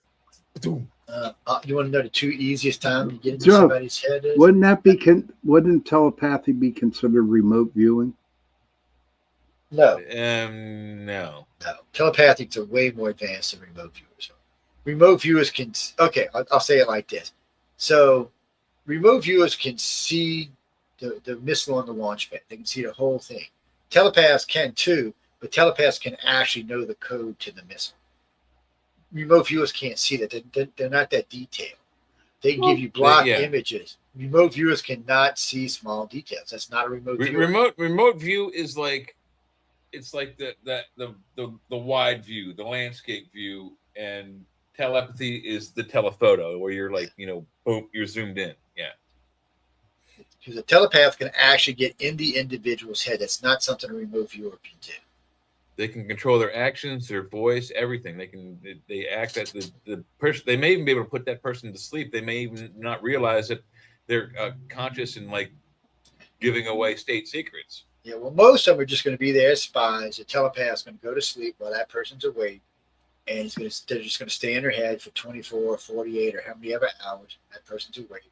And eventually that person will walk in front of missiles. He'll look at paperwork. He'll look at top secret stuff. He'll look at codes. And then you have all of that. And they never know you were there. Unless you decide to make them do something, they don't even know you were there. Remote viewers are detectable. There's a difference. They can be detected. and they just can't see as much detail. And look, I got a lot of good friends that are good remote viewers, and they serve their purpose as well. But it's just the government realized they needed more information, knowing where the missile was when the remote viewer seen it, and knowing if the missile was still there when they launched are two entirely different things. A telepath will be there when it's launched, so he can tell you, "Oh shit, they just launched that missile." And the premise of the dreamscape was kind of sort of like that, but it was a little different. It was like they would wait for the person whom they wanted to get into their head, wait for them to go to sleep. Then while they were asleep, they would wait and monitor that person sleeping and say, okay, they're getting ready to start a dream. That's when the telepath would enter the mind. And the premise of the project, it's a top secret project in this movie, was to enter the person's dream and then either extract what information was needed, and if not, you kill the person in their dream. And the premise was the old wives' tale: you die in your dream, you die for real in real life. And in the movie, that's what happens. I think the one assassin goes into a man's dream and, like, I forget what he does, crushes his heart or does something, and then in the dream the man dies, and out in the real world he dies on the medical table where he's being observed.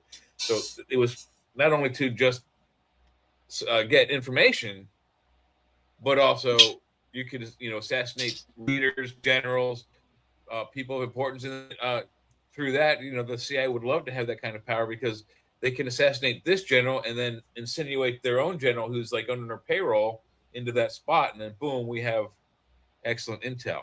That's the like whole premise. It's like really like I call it's like really confusing. But look at how about the movie Scanners? Wouldn't it be the same thing? Scanners, killing people. Scanners is more telekinesis, because they're using physical force.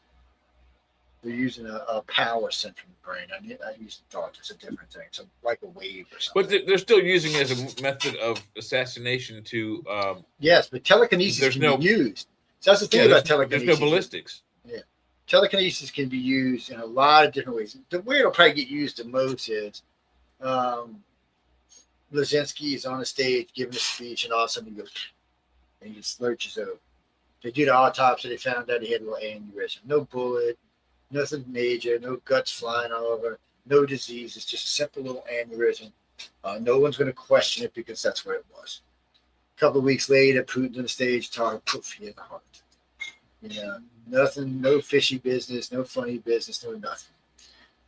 Telekinesis is it's how you know we don't have it, because none of this shit's going on. Because they'd be doing, yeah, absolutely. They would be doing happening all the time. So when people tell me, "Oh, we got telekinesis," I'll prove to you right now we don't. And I'll tell them, they're like, I said, "Tell me we wouldn't be using it. Fucking come on and try to tell me we wouldn't be using it. We'd be fucking. Putin would have been dead a long time ago. Xi Jinping, he'd be dead. Most of the Communist Party would be dead. Oh yeah, they would be. The Ayatollah would have been dead 20 years ago. Oh, yeah, you're all 5 levels of your Iranian, regime.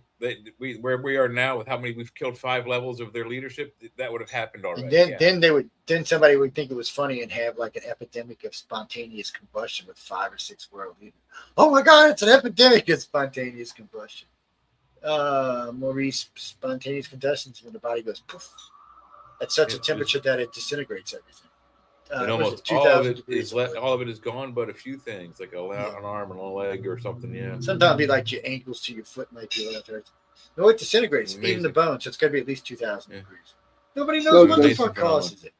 Oh, no one knows what causes spontaneous combustion? No, I didn't have a fucking clue. Do you believe it, though, Joe? Do you believe in it? Yeah, I've seen it. I've seen it. I've seen several shots of it. From several different. But you know what's funny? Out of about 7 or 8 of the shots I've seen, they were in insane asylums, and then old, crazy looking insane asylums. That's where about 7 or 8 of them was. And then there was a lady whose cam, right as it happened, it was she had it set on when you move, and when she flashed, the camera caught. So all you see is you see like an image of the woman's face, and then dust, and then her one ankle one from the knee down is there, and then one from the ankle down is there to fix it. Everything else is gone. And it only scorched the thing she was sitting in. It didn't burn it. Right. Yeah. Which is very, very weird. The heat is localized. It's brief.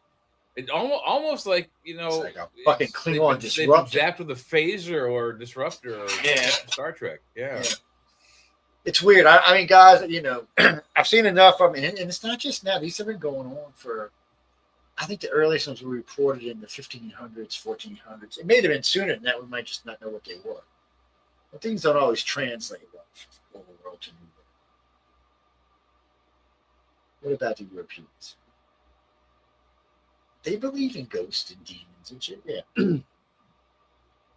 Why am I picking on them? Because they were being assholes to us. Look, I'm going to tell you something. One of the things I learned when this World Cup was going on was how much shit the European governments and the European press was talking about. That when their people came here, when 1 million plus people came to our country and were like, what the fuck? Who are these people?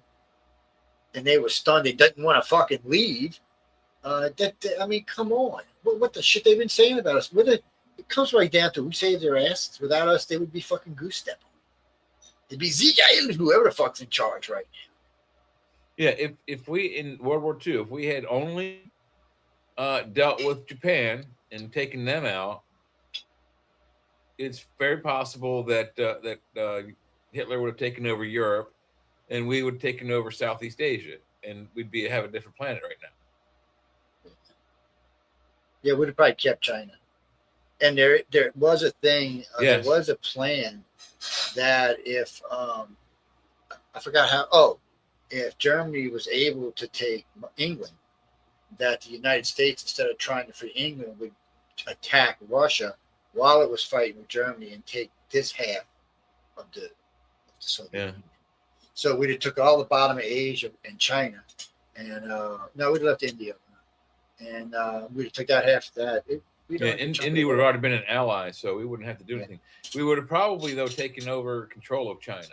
Like, you know, at the end of World War II, when we should have taken over Russia. Yeah. We should have took them both, though. We should have took up China and Russia right there, and then merged them into one big happy country and merged them into this big happy country. Because by now, everybody would be kind of well simulated. And meanwhile, we'd have been taking over European countries because they got tired of living in the third world. I mean, after you listen to these people talk, Europe sounds like a fucking third world country. Come on, people. You don't have air conditioners or drive-throughs. You barely even got hot water heaters. Where the fuck are we live? This sounds like third world to me. Fucking Venezuela got more hot water heaters than England does. What the fuck? Yeah. I mean, Miss, oh my God. If Japan took over Australia, they would have eaten all the Aborigines. That's what was said when I was a kid. Oh my God. Filet me some Aborigine, baby. No, Aborigine would have been way too greasy. They eat that kangaroo. Yeah, no, Mars is not real, Mish. It's not. Yes. Zeke on Mars. Who voted no? Wow, we got a couple of no answers in there now already. It's only one person. Let me Sean. tell you something. So this is what's going to be so weird, y'all. When we all reborn in 100 years, 150 years, and we're coming back to Earth and Mars, Elon's going to be a god. Yes, he's going to be worshipped as a god by then. Because think about what this man's doing. Within 5 years or less, we'll have started establishing the colony on Earth. Next year, he's starting to send robots to Mars. He's going to be landing robots there so they can start building the colony. He's starting to spread his musk across the universe. Oh, say. That's a boo. That's a boo. That's a boo. Someone had to say it. Yeah, hit that boo again, man. Yeah, that's what I'm saying. Oh, one more time. Oh, God. Hey, Jack, hold on. I got my earbud popped out. What? Hello? Yeah, I came back. All right. You have to love it. You have to love it. It's Doomsday J, man. So finally, Alexa's back to behaving herself again and calling me Master Joe. I'm like, Alexa, I want to be good. She's a mess. She is. If she was a real person, I would have already divorced her and said, "You're just the dumbest bitch I've ever met in my entire life." Anyway, getting back to Uncle Musk. So next year he starts in. So this is what's so weird. So just 2 weeks ago, he launched a Starship and a big booster into space. And then all of a sudden, fucking Jay, get that shit. The stuff that you kick your ass for having that thing in her lips, by the way. So Jesus. Jay didn't got my whole brain. That's Jay. That's Super Jay. Oh, is that? Oh my God! Oh Lord! You've seen that, haven't you? No. You haven't seen that. You haven't seen that, Sean? That's me. That's Super Jay. Oh my God! No, Michelle's going to have your ass. She's going to ring been up your there ass. for months, dude. Yeah, it's been up there for a while. It's I know, but she'll have your ass. Anyway, getting back to Elon. Lord mercy, it's hard to stay on topic around here. So talk. He's going to start putting. It's the chat. We have no topics. Yes, when you're on, you do. So he's going to start putting these on next year. What gets me though is just 2 weeks ago he launched a Starship, and he said 13 wasn't going to be for a couple of months, but it launched yesterday. And you know what's funny? I asked Alexa, is there any scheduled SpaceX launches? She said no. I was like, wow. So then I flipped on and went to YouTube, and there it was. I was like, well, what the fuck? So so now he's producing one Starship a month. I think he said he's going to be at almost 1.5 by next month. His goal is to be at 2 a month before the end of the year. So that means he'll be producing 2 Starships a month with 2 boosters. He starts sending shit. But by next year, by February, he said he wants to be up to 4 ships a month, 1 a week. So he's going to start producing 4 ships a month. That means he'll produce 50 ships. So over 10 years, he's going to produce 500 of these fucking things. And they're going to be back and forth, back and forth, back and forth, back and forth. Going to the moon, going to Mars, going to the transport belt, probably going out some other places in the solar system. He's already talking about just taking He's one. He's going to start an intergalactic war by doing that. No, because nobody's going to be able to compete with him. You just shoot him out the fucking air. Look, I'm telling you what's going to... Here, someone out there. No, because we ain't going out the solar system for a while. It'll be fucking 100 years before we get out the solar system. Someone's going to come and mess with him when he starts doing his thing. What is that, Micah? FTLs, yeah. Well, there's a lot of people working on FTLs. Has anybody cracked faster than light? Not that I know of. Some have come real close. Tartaria, that is the correct spelling. No, nobody wants to try to fly a ship near light speed because they know what's going to happen. When it stops, let's just say it flies to the end of our solar system. Fucking 200 years are going to go by. Yep. Everybody you know is going to be dead. Everybody's dead. Yeah, dead. Not just that. Everybody, if you had kids, your grandkids, your great-grandkids, your great-grandkids, your fucking great-grandkids are going to be dead. So when you finally see him, you'll be like, oh, well, who are you? Who the fuck are you? We don't know you. You're not part of our family, you old. Oh, man. No, you're that guy that disappeared 2,000 years ago. Yeah. So if what everybody's talking about is true, the one on the moon is just going to be basically above ground colony. So what they're going to do is they're going to land some starships, and then they're going to have a thing, and they're going to lay them over on their side.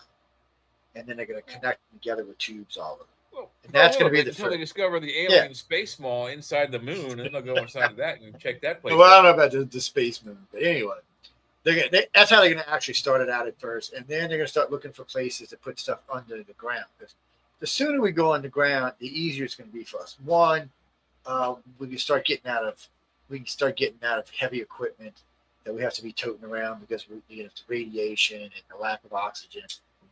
2, we can seal everything in and have oxygen all over and just keep expanding. I would imagine if those 3 observations of bringing moons, the 3 times they did it, is true, there's a huge cavern in here somewhere. I mean, probably big enough to house the United States easy. It's kind of interesting. You know, something else that's interesting, that cavern they found that's way down deep in Earth, the one that expands from the middle of Africa all the way up to Europe and then across the Atlantic into the United States and down into the Gulf. You could fit all of humanity in there. And it's so deep that like an impact from the one that killed the dinosaurs wouldn't even affect it. That's just interesting in itself. And they're saying something created it. They don't. They made it. One guy always calls it a bunch of little worms. I think one guy wants to say it's like the worm from Dune, and it's a lot of people think it was carved out by aliens way back in the day. 65 million years ago, Clara Watt. Yeah, that's when they say the dinosaurs went extinct. 65 million MYA, million years ago. Unless you read book 42 of Writers of the Future, and then you'll find out that the whole thing was a fake. There was a bunch of tourists coming back from the future going dinosaur hunting, and they finally made the dinosaurs go extinct. So they launched a bunch of nukes into one spot to make it look like there was a mass extinction. The guy, one of the winning stories in Writers of the Future, was a book based on it, which I found interesting. I like the I don't know if they're from abduction stories or if they're from I don't know, insider whistleblower intel, but the stories are that some of the aliens visiting have whatever their equivalent of video footage is of dinosaur species on our planet before they instigated the Chicxulub explosion. Oh, it's interesting then. Yes. Oh, you seen it? Yeah, we watched Strange New Worlds last night. Yeah. No, I can't say that because Jay ain't seen it. Yeah, I haven't seen it yet. I gotta watch. Now I have to watch it. Then I have to go to work tonight. So now there's another extra hour of me not sleeping. Thanks, Joe. It's only 40 minutes or some shit. It's and it's an hour. Let me bring this up. That's a good segue into what I want to bring up. Okay. You pregnant again? No, I'm not pregnant. I am not pregnant again. You tell these youngins birth control needs to own this. No. What do you guys think about this? The aliens, man, that probe will get you. No, I know, and I'm listening from experience there, Jay. I'm not saying that. Mind my own business now. Let's talk. What do you guys think? What do you guys think of them not having daylight savings time anymore? All for it. 100% all for it. Pretty much on board. You know what's funny to me? I can give a fuck which way it went. I just don't want to keep changing times. Okay, we could have less daylight. We could have more daylight. Goes with it, right? Doesn't matter to me either fucking way. Just pick one. You know what? In some ways, I'm like, yeah, more daylight. But then you know what? When you think about more daylight, that means we're going to expend more energy. So maybe we should go the other way, where it's more dark, and then we'll save energy on the planet. Yeah, see, people think, y'all, we can hire about energy. You know why the planet's burning? Because extra hour. Get this. So, you know, it's funny to me. All the places burning, and that have been burning for a while, have been liberal areas. It's like God is saying, burn, burn. Well, Oregon's burning. Yeah, sorry. We're burning. We got a coal fire underground somewhere. Yeah, that don't count. Centralia. That shit don't count. I've been there 100 years. So you got the big fire in Oregon, and then you've got France and what is it, Spain or Italy? Which one had to evacuate 250,000? Spain and France, I think, are experiencing fires now. Yeah. Yeah, so they're burning to the ground. Now the Houthis are blowing up the Saudis. They're burning too, baby. Yeah. They're also attacking. Yeah, they're attacking things in the what is it? But I can't. It's a Bam El Bar. That's where the Houthis are attacking shipping in the Bam El Bar, the bottom of the Red Sea. So you know what's going on? Trump's going to force them because he's not going to go get involved in the Suez Canal. He's like, fuck yeah, it's your shit. You go protect it. We're going to protect this. You go over there and protect that. And yeah, exactly right. He's going to let the Houthis attack something in either the Suez or the bottom one, the Bam El Bar. Well, the Saudis already started attacking the Houthis. They've already started attacking back. Well, that's good. But every time that they make a successful strike, whether in the Red Sea or the Gulf of Oman, Trump's going to smash Iran for it. So it doesn't matter what happens out there. But the other countries need to step up, especially in the Red Sea. We're not down there, and we're not coming down there. But Saudi Arabia aren't they taking care Right of on the that Red area? Sea. They're right on top of it. Yeah. All right. Their So, country borders almost the entire lower shore of it. well, are the Houthis that dumb? Are they really that dumb, Jay? Yeah, they are. Iran gives them all that money. Mother Nature calls. Iran gives them all that money every year, so they don't want to give up that money. So they're out there. Let's go blow some shit up. Eventually, they'll get taken care of. It just sucks for all of us because it just makes everything so expensive. And none of this should financially affect us because we don't get any oil from Iran, and then we don't get anything out of the fucking Suez Canal.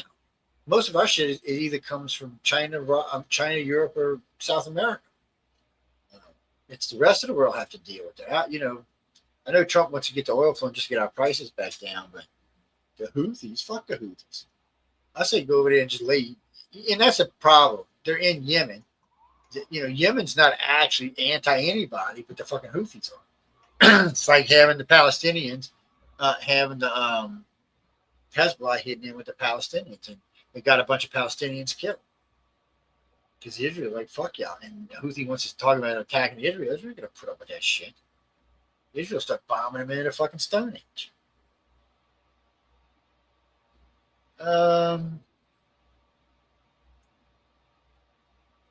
You never know. Real quick about Yemen, though. Yeah, I was away from it, but real quick about Yemen.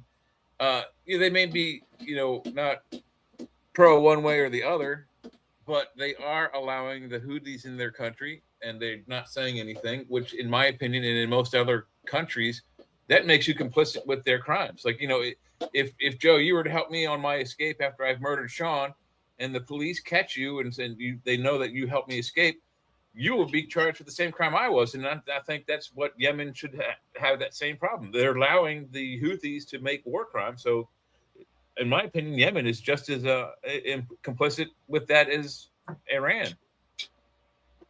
It does make it complicit. And when you heard what Trump told Russia and China, he said, if I catch y'all giving anything to Iran, I'm going to consider it an act of war.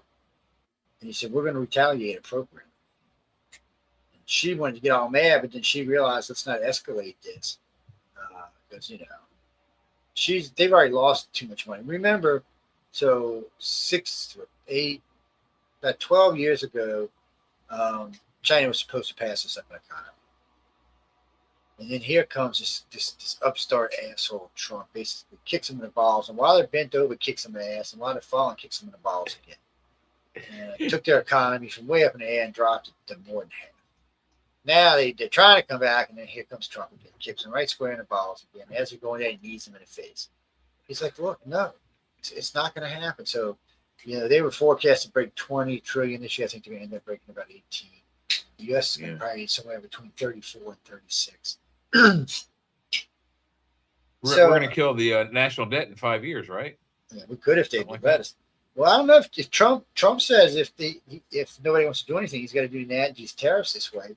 He's going to give that money back to the people. He's going to give it to the paying down the national debt, and the people should get a bonus every year. Like Alaska does, it gives its citizens. Alaska gives them $5,000 cash if you live there. Yeah. Well, so Alaska gets a yearly and monthly siphon from Alaska. It actually depends where you are in Alaska, but all of them get the yearly.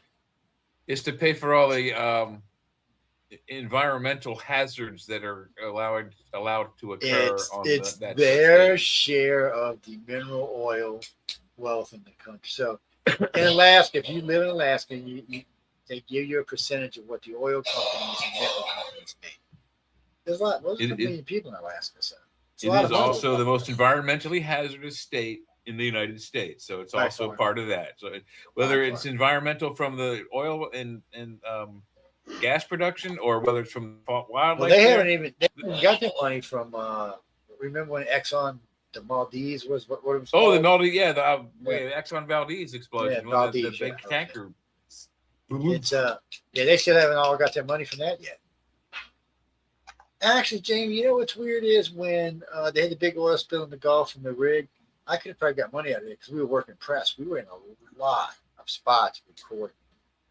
If you go on Facebook and scroll down for 2 years, 3 years, whatever it is. There's hours and hours of us who were out there recording all kind of stuff, set up rescue places, resource places, cleanups on the beach, cleanups along the water. There's a place we'd stop in the bayou and you'd see just oil, and you'd come back the next day coming through going home, and they would have these little coons out there wrangling up the oil off the plants and stuff. Cleanup crews all over the place, cleaning ducks, cleaning beaver, cleaning all kind of animals. Yeah, they were trapping animals all over just to get them clean.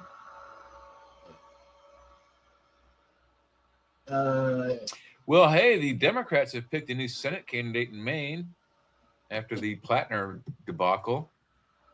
Who did they pick?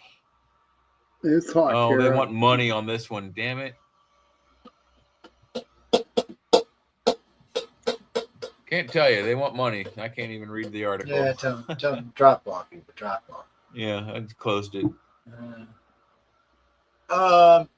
Jimmy, dream weaving is the ability. The dream weaving is basically while you're asleep. It's to build the ability to enter someone else's dreams. So you're weaving your dreams in with theirs. So there's a lot of things when it comes to this. I used to teach this course a long time ago, and I still do an advanced course once a year for a college.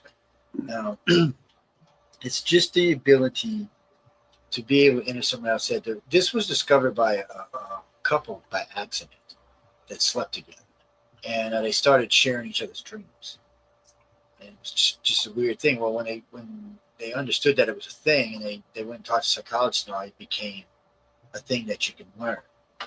Well, you have to be, telepathic, but still, it is something you can learn to do. It allows you to go in other people's heads, uninvited if you want to, and not just sit there. You can move around, you can open and close doors. You can actually, when you get in their head, you can actually take their landscape, whatever you're seeing, and convert it into something you want to see, like a hallway with doors, with a description on the door. You can do things like that. And the more you learn, the more advanced it is, and the more things you can see and do. What's interesting about that, because you're entering a person's brain that way, their brain don't register you as intrusive. It registers you as part of their brain, as part of whatever they're dreaming or seeing. It registers you as such, which means you can move around freely and even alter and change things inside their dreams. It's a dangerous little thing if you're really a vindictive kind of person, but as far as helping you to understand an individual, it can change your opinion of a person in an hour. In any way. It just depends what you're looking for. It's but I learned to use it because I wanted to find contactees who were, suppressed. That there was something else there that hypnosis wasn't enough to bring out. Dream weaving worked great. Let you right in every time. The only problem with that is sometimes it wasn't contact, sometimes it was something else. There's a lot of bad things that happen to people. And running into one in somebody's brain is like experiencing it yourself. It's very unnerving, I guess I'll say. But no, Dean, the best way to do it is find somebody you trust or somebody you like and say, hey, look, I'm going to go to bed at a certain time. I'll be thinking about this all night. And they say, oh, I'm going to go to bed at a certain time. I'll be thinking about this all night. So somewhere in the course of the night, y'all are both thinking about whatever you're thinking about. After a while, it may take a little while, but after a while, if you both telepath, your brains will find each other. And you'll start to be able to start sharing that. Or sometimes you're running to a door that's locked or blocked because a person may be hiding or sheltering something they don't want you to see. A lot of times they don't even really know that's you that's there. They just experience. Now, you can leave the essence of yourself behind if you want to. Like, how can I say this? It's like leaving, like you walk through somebody and now they can smell you. Like if they smelled their clothes, they would smell like you. I don't know how to explain it. But it's the same sensation. Yeah, you can leave like it's like letting your soul pass through theirs as you're leaving, and it's just like they can feel who you are all the way through to you. it's experiences that it's hard to put them into words because it's sharing stuff on a level that we're not really understanding yet. I mean, we have an idea. Anybody who's experienced a telepathic moment or empathic moment has an idea, but still, there's so much more there to learn. And the only time I ever thought I could even do telekinesis was I got mad one day and a door slammed. But, you know, it could have been wind as far as I know. You know, I live in a windy place. It's the core of who you are. Who, me, James? No, I'm a coward. What are you talking about? Oh, hell, I'd run like a banshee.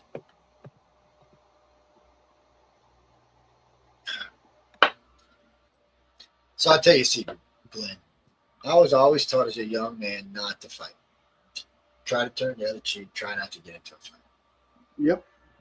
So I was taught. And I caught flack a lot of times because I just didn't want to fight people.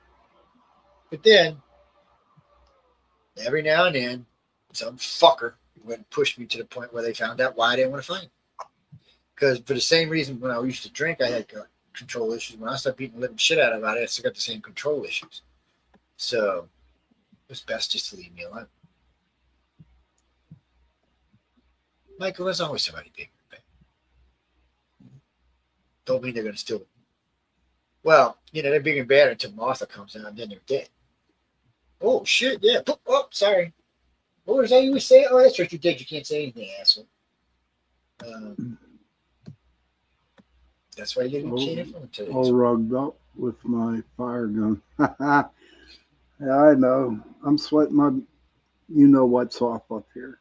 Yep. Man, we got to figure something out for you, man, because August is our hottest month. I don't know how it is up for y'all. Y'all might be getting cool in August, but August is like a nightmare down here. It comes and goes. So, it comes James, and goes. Like I was saying, find somebody that you know what? This is a good exercise. If you really want to learn dream weaving, here's an exercise I used to teach in the beginning. It's a very simple exercise.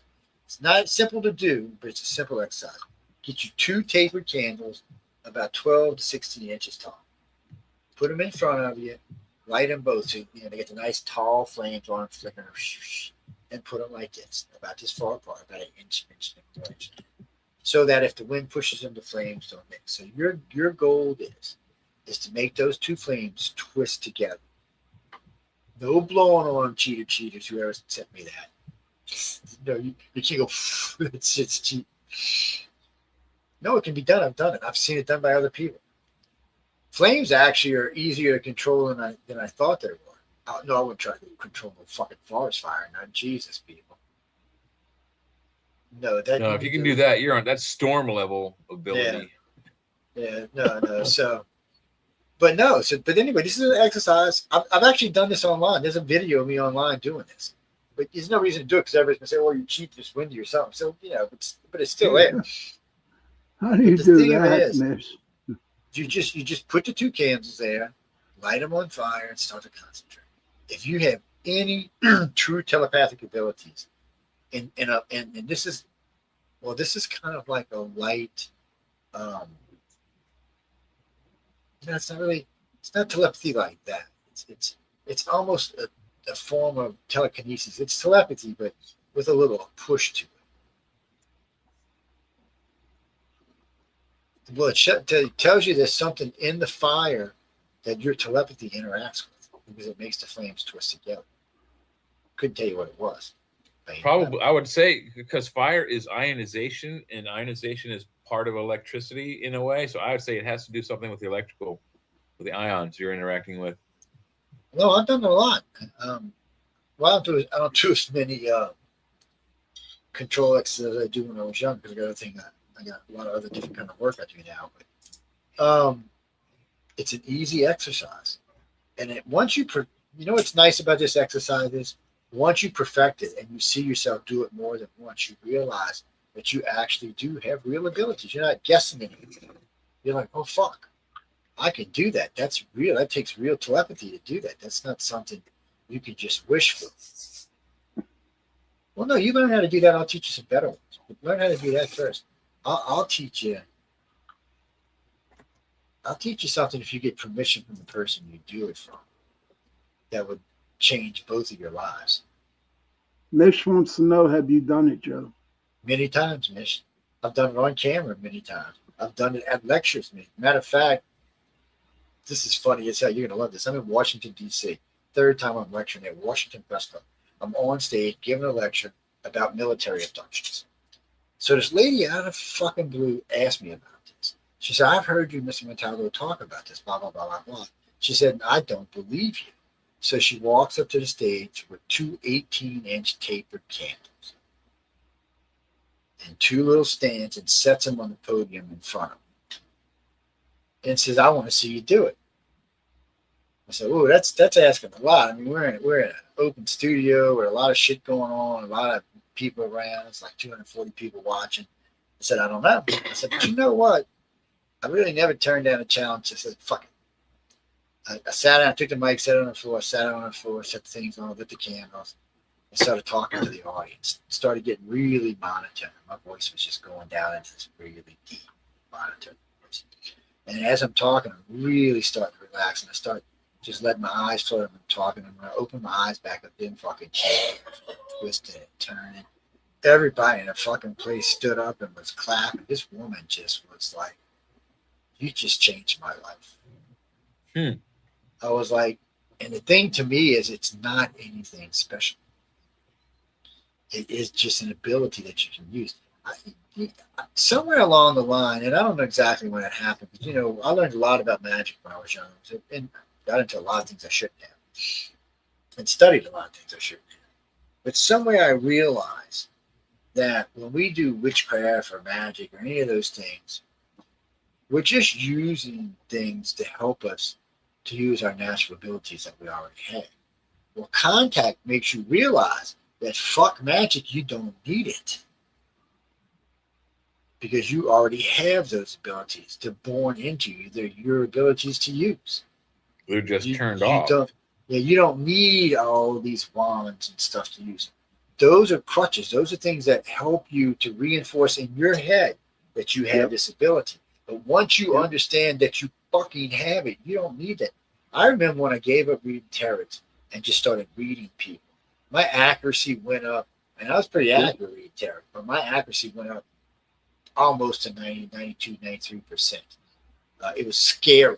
It still is, because people still today are telling me about shit I told them 20 years ago. Just recently, one of my stepkids called me. She said, you know, I remember. I said, well, I told you ahead of time. Because for some reason, without the cards, I was able to move to the next layer, the next step. It just was clear. And I love my tarot cards. I've got some cards that have done some very nasty stuff over the years. My cat cards, we used to charge a lot of money to read with the cat cards because, first off, they only show you bad shit. They're not going to ever tell you. If it tells you something good, it's going to be like earth-shattering change in your life that's unbelievably, phenomenally great that you never could imagine. Because generally, they only read to the dark side. Those cat cards were used for many spells over the years, many enchantments, all kinds of stuff. And then I have an Alice Krala deck. It's the same age. Both decks were given to me. And that deck, when you read that deck, it reads very light. It reads very nice, very sweet, a lot of good stuff in it. So we used the two decks and the layout, which is a 1-year layout, plus a 6 months past to do a much more accurate reading. So when I said if I was to throw cards for somebody, when you would look at it, there would be 4 cards in the center of the thing. And there would be 3 above it, 3 over to the left, 3 below, 3 to the right, and then it'd be 3, 3, 3, 3, 3, 3, 3, and 4. It's a much different layout. It's much more in detail because there's 2 things in this reading that makes it more valuable than any reading you'll ever get. The 4 cards in the center represent the right now. If those 4 cards don't match your life, don't even bother reading any further. It's a waste of time. Now, if those 4 cards do match your life, then there's a 6-month past summary of shit that's happened in your past. If that's right, and those 4 first cards were right, then more than likely the reading you're going to get is going to be bang the fuck on. So we designed it that way so that we could give a much more accurate reading. And I didn't design it by myself, John. No, buddy. There was a bunch of us. I was reading at the bottom of the teacup at the time. This is like a 200-year-old carved teacup reading place in the French Quarter. And then I was also reading for, I'm sure I can't remember their name, the Golden. Damn it. Anyway, I was reading for them. Yeah, it's a big group. It's and we decided that we needed something besides the Celtic cross or the Egyptian pyramid and any of that crap. We needed something that was just more accurate, and this is way the hell more accurate. It gives you just a much better understanding. And once you know, and what's nice for the reader is, or the person being read, is once you see those 4 center cards and you're like, wow, that does describe my life right now. And then the reader reads back those 4 or 6 months and you're like, no shit, that's all happened to me. You know, you can feel confident. You can feel relaxed in the reading that's coming. It worked really well. How much did I use to charge? You don't want to know. So I'll tell you a secret. If you really want to know the truth, if you were very wealthy, the reading would cost you $1 to $5 grand. If you were very poor, the reading would cost you $0. If you were somewhere in between, it would be anywhere from $50 to $100. Yeah, charge what the crowd can take. Well, no, because you get people that would come in, you could see there was no way they could afford a reading. And they were really wanting to understand what was going on in their life. So, sometimes I would say, let's go back here. Bring your friend, let's go sit down in the back. And I'll read the cards for you. Oh, yeah, the people who owned the place got really mad at me when they did. You know how much money you just fucking gave away? I was like, what? Yeah, I left shortly after that kind of aggravated. What do you mean? You mean the dark arts? So after my dad died, as I was going into service, I spent some time with a devil worship group. Yeah, about 2 years. And they were idiots. That's what made me leave. They wasn't even devil worship part. They were idiots. So they decided they would go out and have a woods and have a covenant and kill a goat and have a fire and stuff, right? Motherfuckers like to set the whole forest on fire. I was laughing. I couldn't stop laughing. After that, I had to leave. I was like, I could. Besides, I was getting ready to go to Navy in 17. I was like, I gotta go. It was just too fun. Oh no, they were serious devil worshippers. Oh yeah, they read the Bible backwards and everything. They were serious. They had some serious dark spells going on. I'm not sure they didn't call up some shit once in a while, but it just wasn't me. And I studied with Gavin Yvonne, which was just basically Rick and Linda really liked Gavin, and she studied with him for a long time. And I started getting into Crowley's work and learned about sex magic, and, a couple other types of magic I got involved with. I was like the Bruce Lee of magic. Yeah, I just like to see a lot of it. And then I stumbled across also Alistair Crowley's great. Across Marie Laveau's great grandson or great great grandson. And we got to know each other. We used to hang out and talk and go do some magic. There's a couple of places I used to go, and we were at a vampire party, and he introduced me to Alistair Crowley's great great grandson, which they were both friends. Which was like, wow, wait, what the fuck? Who am I hanging out with? So I'm sitting here thinking I'm hanging out with Alistair Crowley and Maria Laveau's kin at a vampire ball in New Orleans. How fucking cool is this, man? I mean, come on. It's I learned a lot from both of them. They learned a lot from me. And every now and then I get a weird email or something from one of them. They're a little older than I am, so I'll get one like, we're still around, man. I'll let you know when we cross to the other side. Both of them said when they cross over, they're coming to tell me hi. I'm like, no, just leave me alone. I don't want to know. I'm like, just leave me alone, man. Oh, no. G.D. Ray. Because hauntings are weird. So a lot of hauntings are just simply just a flashback or a replay, whatever the fuck you want to call it. Maybe 1 second, maybe 5 seconds, maybe 10 minutes. but it's not anything that's real. I mean, it's real, but it's not real because it doesn't do anything but that it repeats itself. Now, real hauntings is going to be some kind of interaction. Actually, you know, when you're in a real haunting, when you hear it say Sean, Sean, we're on Mars, Sean. That has happened. That has happened, Joe. I'm just saying that's how we know. So that's happened. One of these, one of these 2 days, I'm gonna get these two assholes along with a couple other assholes, and we're gonna go to DC. Well, we're gonna go to Gettysburg, and we're gonna stake the place out. Yep. So for every night that ghosts don't appear, somebody's got to get naked and dance with feathers on until something appears. I've done that before, so I don't know. So he's gonna volunteer first. I have no problem. What's that, dude? What are you talking about? I have a dance naked? Yeah, I have. I think most people have. Oh, I've done, what's his name, where you slide down in your socks? You know the guy from Top Gun? Risky Business guy. Tom Cruise. Yeah, Tom Cruise. Well, you know, he slides down his thing in his shorts and his socks and he's all sexy. Tom Cruise, wish he looked like you. I wish I had his I wish he looked like, old raggedy egg, skanky, old bony ass bastard.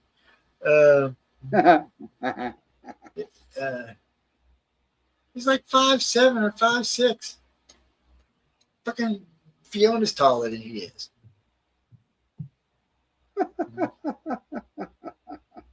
Actually, I should pick because 5'9" is that. So this is what's so funny in today's world. Total topic change for a minute. So women always tell you they want a guy who makes $250,000 a year, is at least 6 foot or 6'1". Well, that's got to be tough for them because first off, a lot of guys don't make that kind of money, and secondly,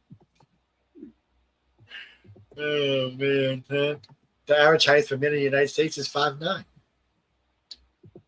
Yes, 5'9".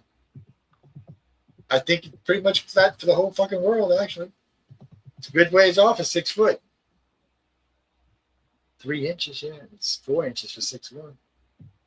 So I guess you had to move to Africa. I guess I don't know. Not South America. They're shorter in South America. What are you talking about? You're either gonna have to go to Africa or to one of the Scandinavian countries, or come to Mississippi. They got tall ass motherfuckers in Mississippi. I don't know what's with that shit. If you go to Louisiana, everybody's short, especially the girls. But if you come to Mississippi, you put girls around here 6 foot, 6'1", 6'2". They're like that in Texas, brother. Texas is mixed. Texas got a lot of shorties too, because they're right there on the border with Louisiana. So when you get like Houston, they just Louisiana girls. It's get to Dallas, a little different. They're starting to stretch out to no country ladies. What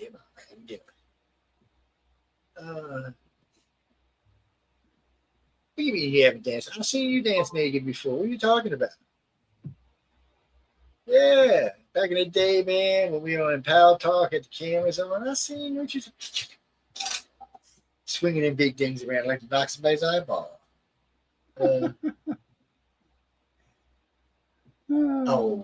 Jack, I've been on Colleen for, I'm not even going to say, it's embarrassing to both of us. It's a long time, is all I'm going to say. A long time, yes.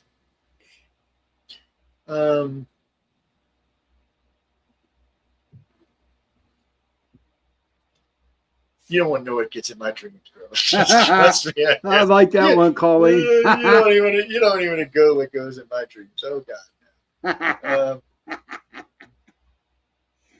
In your dreams. So a question for y'all. So if you were like a humanoid species on Mars and you evolved there, would you be taller than us or shorter than us? I would think taller and skinnier, lesser gravity. Maybe so. Could be right. I'm kind of with Jay on this. I think you'd be taller. Well, we're squattier because we live in 1G. I think if we were 2G, we'd be like 6G. We'd be like little potato head walking around. Maybe not. We might still be. We might just be taller and thicker and heavier.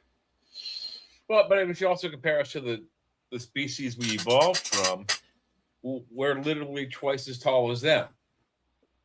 And if you imagine us being evolved from the Anunnaki, we're half as tall as them. So it's weird. Oh, we're that's half the as other tall as the thing. creatures before us, and they're twice as tall as us the ones who made us. It's a weird conundrum. I don't know why to keep wanting. It's like 3 names they use, which are the same race. But they are the Nordax, the Anunnaki, and I forgot the other. They're all the same fucking race. They're all human aliens, and they always want to turn it into something different. Oh, they're a separate race. Oh, on a side note, completely. So I was telling my daughter about the sunken city off the coast of Louisiana today. So, oh yeah. So they found what looks to be our lonely reptilian friend with his little bag and his little skirt from Mesopotamia. And the pillar it's on looks like a fucking pillar that came right out of that Babylonian Mesopotamian era. The fat center with the bells on the top and the bottom, the round bell. Well, you got to throw those pictures up if you got them. I have to look for this. It'd be like work. But they're not on this computer anyway. I was trying to get her interested in something. But no, they were on. Actually, wait. No. Where were they? I think they're on YouTube. Actually, hold on. Give me a second thing. I think it was YouTube. Damn, let me think if I remember. What was I searching?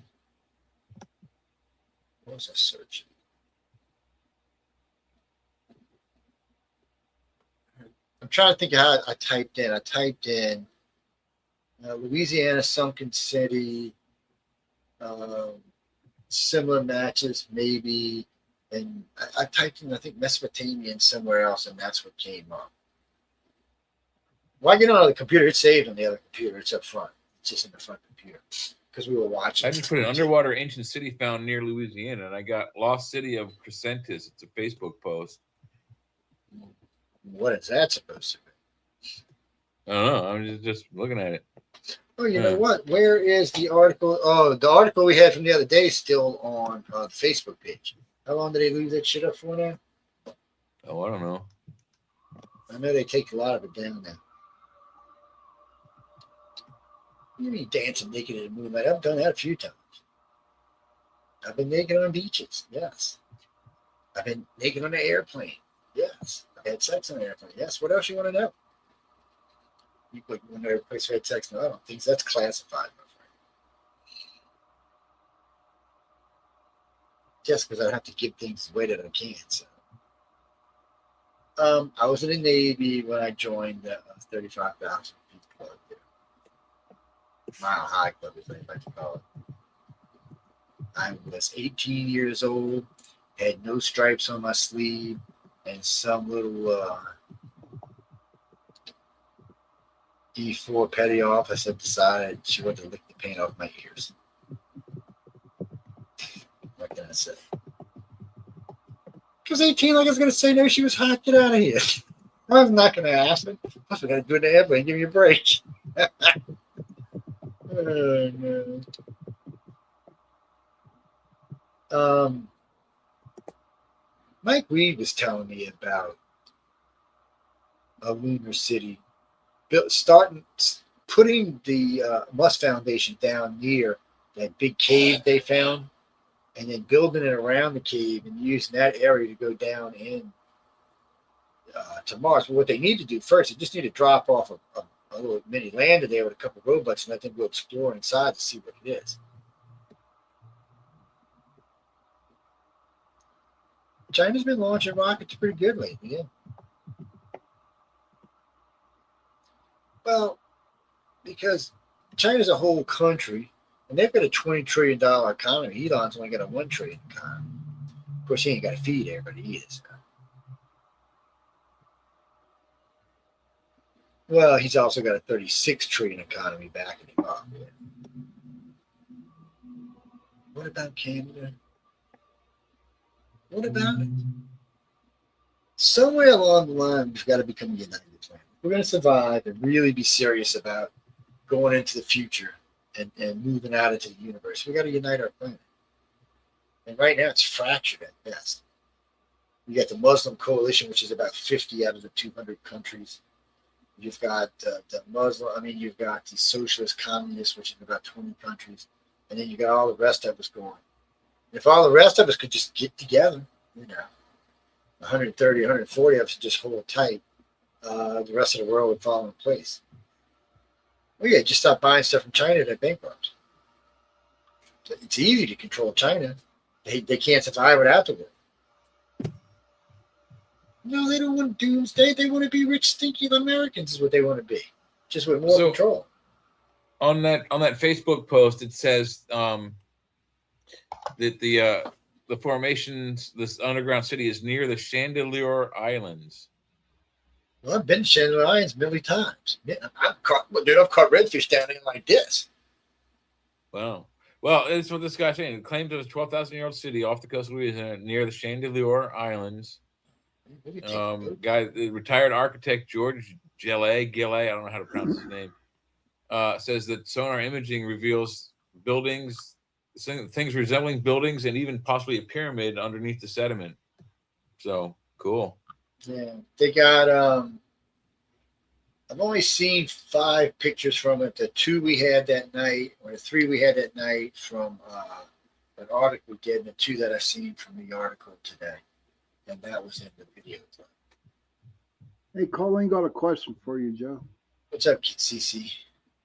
Have you heard Elon is a time traveler? ? He could be a time traveler. I wouldn't rule it out because one of the things I've always said about Elon, ever since I heard him talk about Mars, this is 20 years ago, when he brought PayPal, I knew right then and there everything this man was going to do was to go home. It's the sense I got from him, was to go home, meaning that Mars is home, not Earth. So whether he's a time traveler or not, maybe he knows our original ancestry is from Mars and not from Earth. So Jay and I have talked about this many times in this show about there being Venus was probably a planet at one time, Mars was definitely one, Earth is definitely one, and there was probably a 5th planet that was not Jupiter, it was something else. Recently, it was brought to my attention though, because Jay and I always talk about it because it'd be about 5 times the size of Earth. But recently, it was brought to my attention that maybe it was Earth or Mars size, and there was still debris from the original collecting of the solar system, and the planet was there as well. Because somebody had said if it shifted or was destroyed, it would probably cause both Mars and Earth to move further out to cool off some. Interesting. We'll see.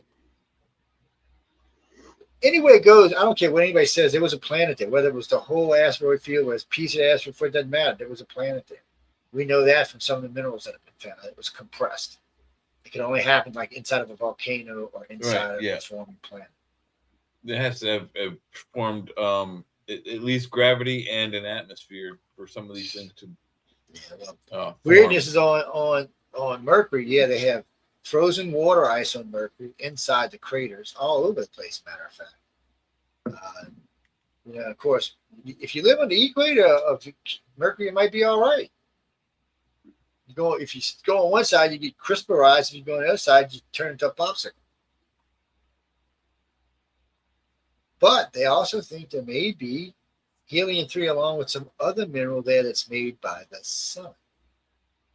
Yeah. Vitamin D in its powder form. Concentrated crack powder form. Yeah, there you go. Hey guys, I gotta go. All right, I need to go to the air conditioner. Okay? Yeah, you dying. You get out of here, man. All right, I'll see you guys later. Y'all should buy Sean one of them little baby ACs for the office. Yeah. Send him one of them little ones. Yeah, he said his what's were melting off, but he kept using he had the fan up here. Yeah, Well, it's hot outside, and them Yankees ain't used to that heat. I'm watching these Brits, man. They're like, what the fuck is this? How y'all live with this shit? I don't know how he got so hot up there. He's at 3 hours west and probably an hour north of me, so he should be a little bit cooler. We only got it to around 85 degrees today. It wasn't that hot. Yeah, but he's in the attic. That's why. Yeah. All the heat from the house is gathering in the attic. Yeah. Today here it was feels like it was about 104. Yeah.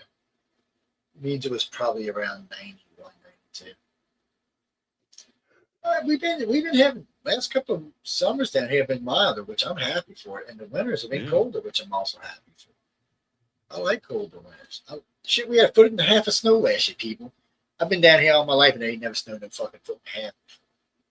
I mean, it was actually real snow. There was a place I could step in. It was up to my knee. I was like, look at this. Yeah, we hardly got any that year. Well, it's because, you know, one of the things I used to bitch about when Al Gore was up there, it's global warming. It wasn't global warming. I kept saying that. It's climate change. Because it's not, the planet's not super warm. They've proved that. It hasn't had that much of a significant change in temperature. But it's moving around. Places that weren't hot are now hot. The places that were hot are actually cooling off. Think about it, people. It's burning up north and cooling down south. What the fuck? Texas is never going to be cool. Texas is, no, I mean cool like in temperature wise. Yeah.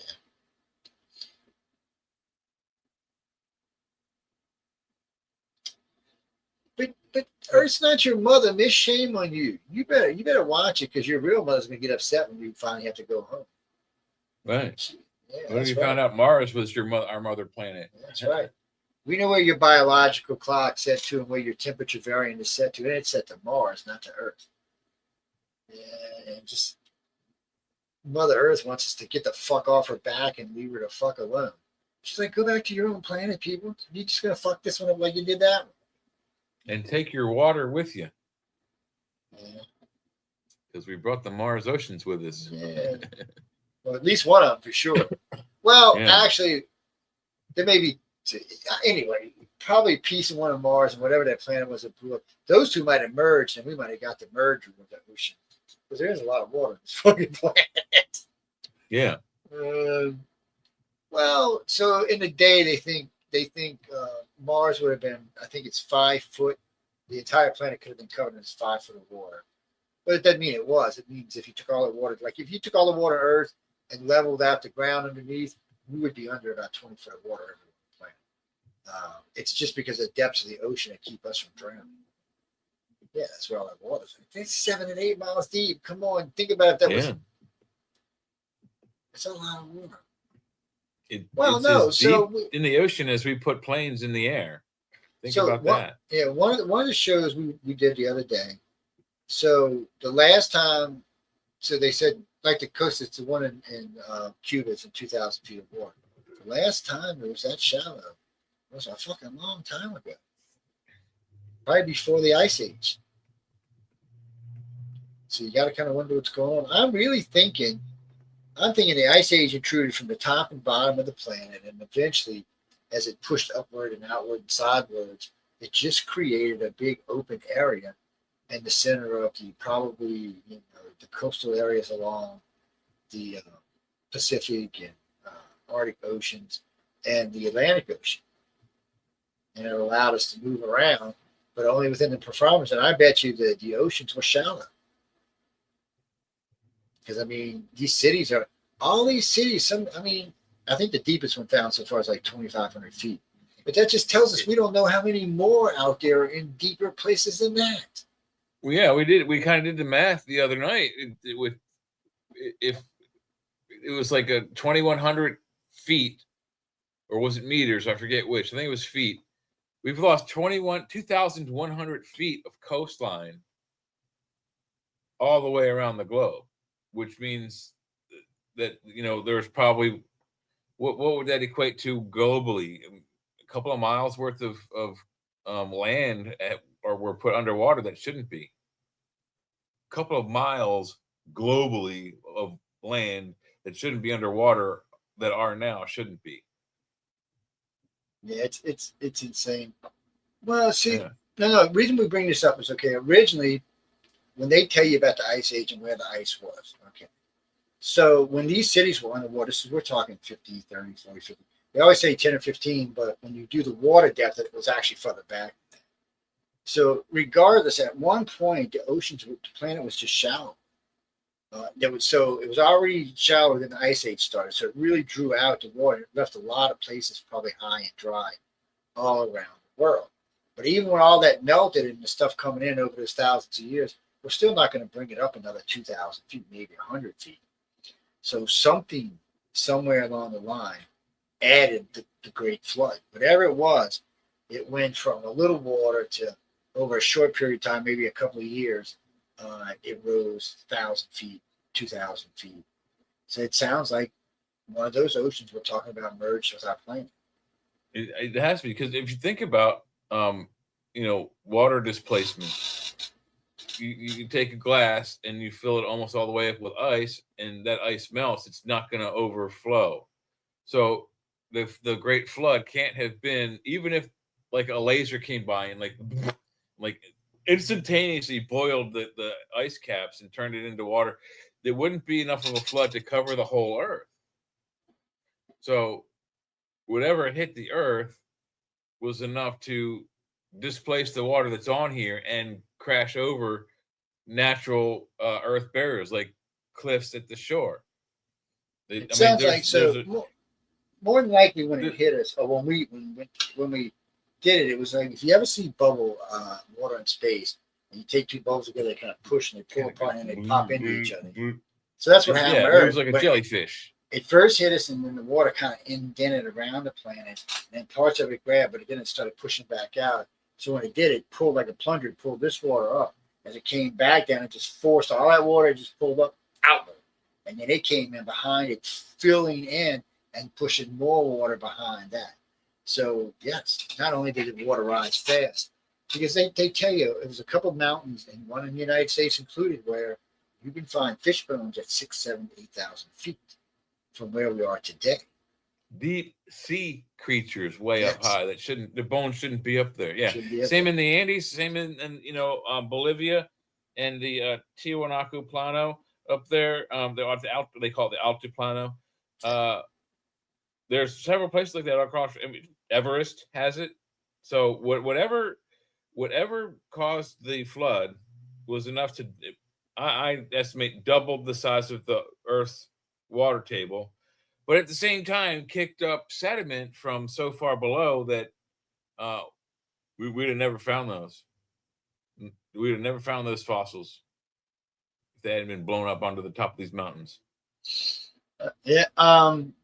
Well, at first that's what they thought, Jim. They thought that these mountains rose up from the bottom of the oceans, but that's not what they actually found. What they found was, on these mountains there was a section that had the stuff below and above it. So it was wherever the water sat for that period of time, and then it went away. So then there wasn't a bunch of sediment on the ground. No, you can tell when it pushes up, because it would have been scattered down the mountain as it was being pushed upward. And that's not what they found. They found it intact. Take it for what it is. Does it mean anything? It just means that it was dinosaurs. Yes, it is. That is one of the things. Yeah.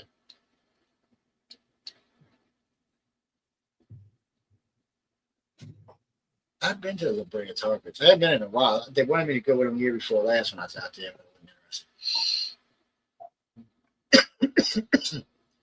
Okay, some dinosaurs with stupid feathered tar pits.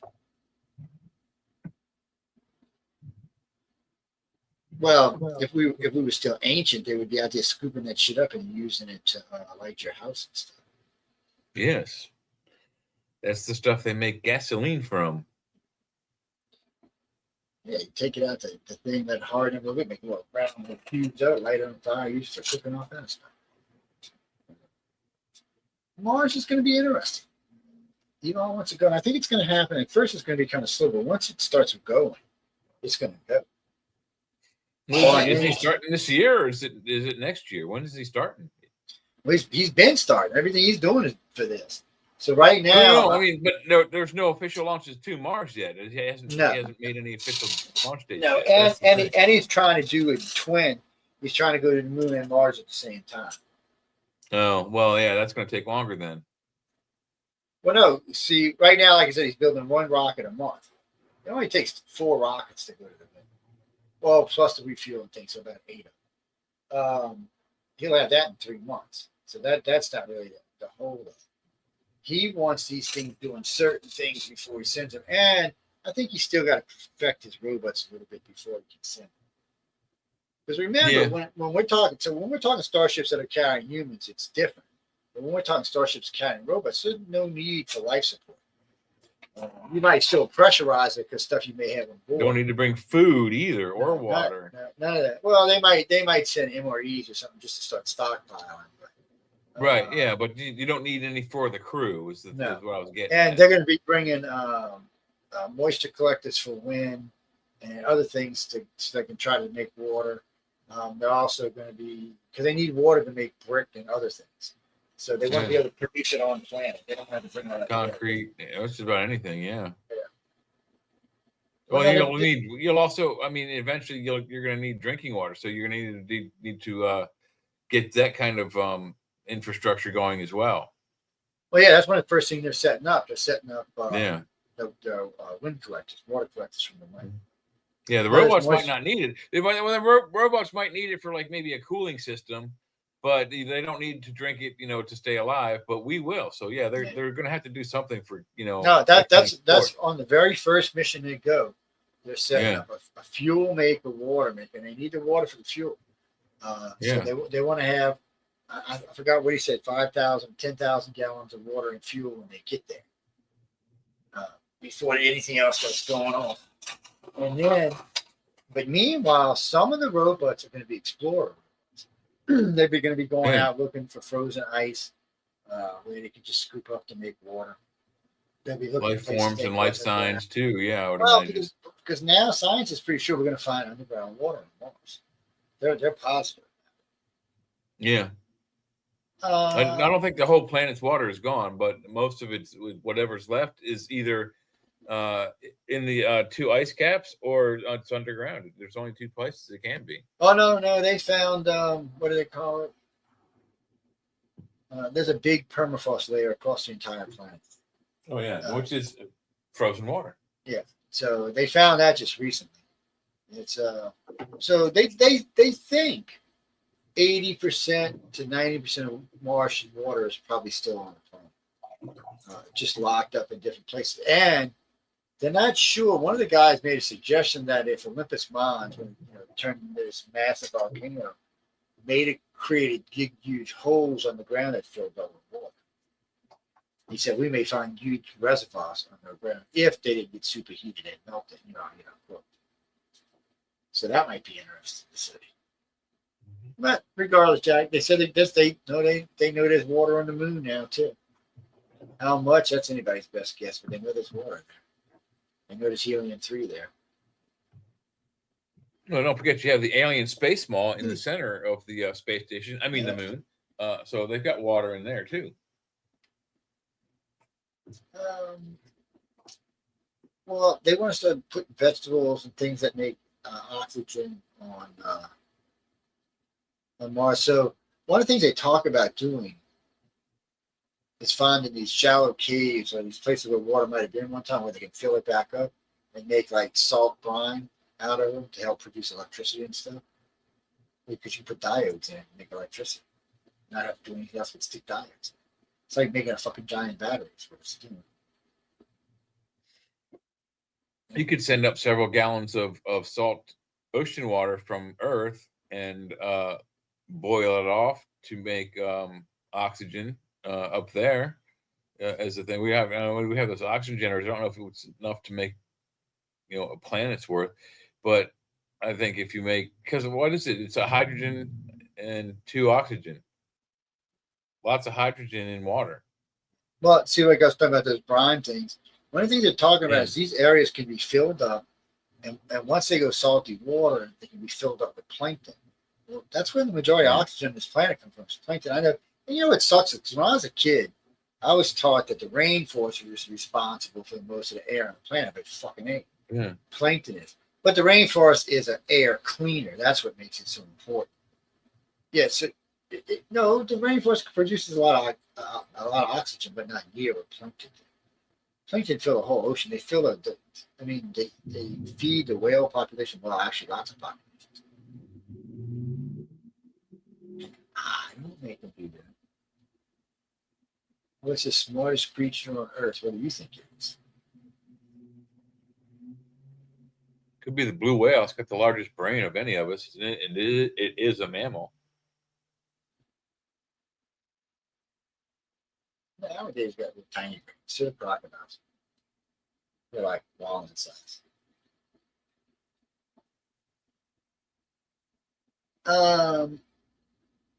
Well, whales and dolphins are different. First off, dolphins have a bigger brain than humans, about 1.5 size.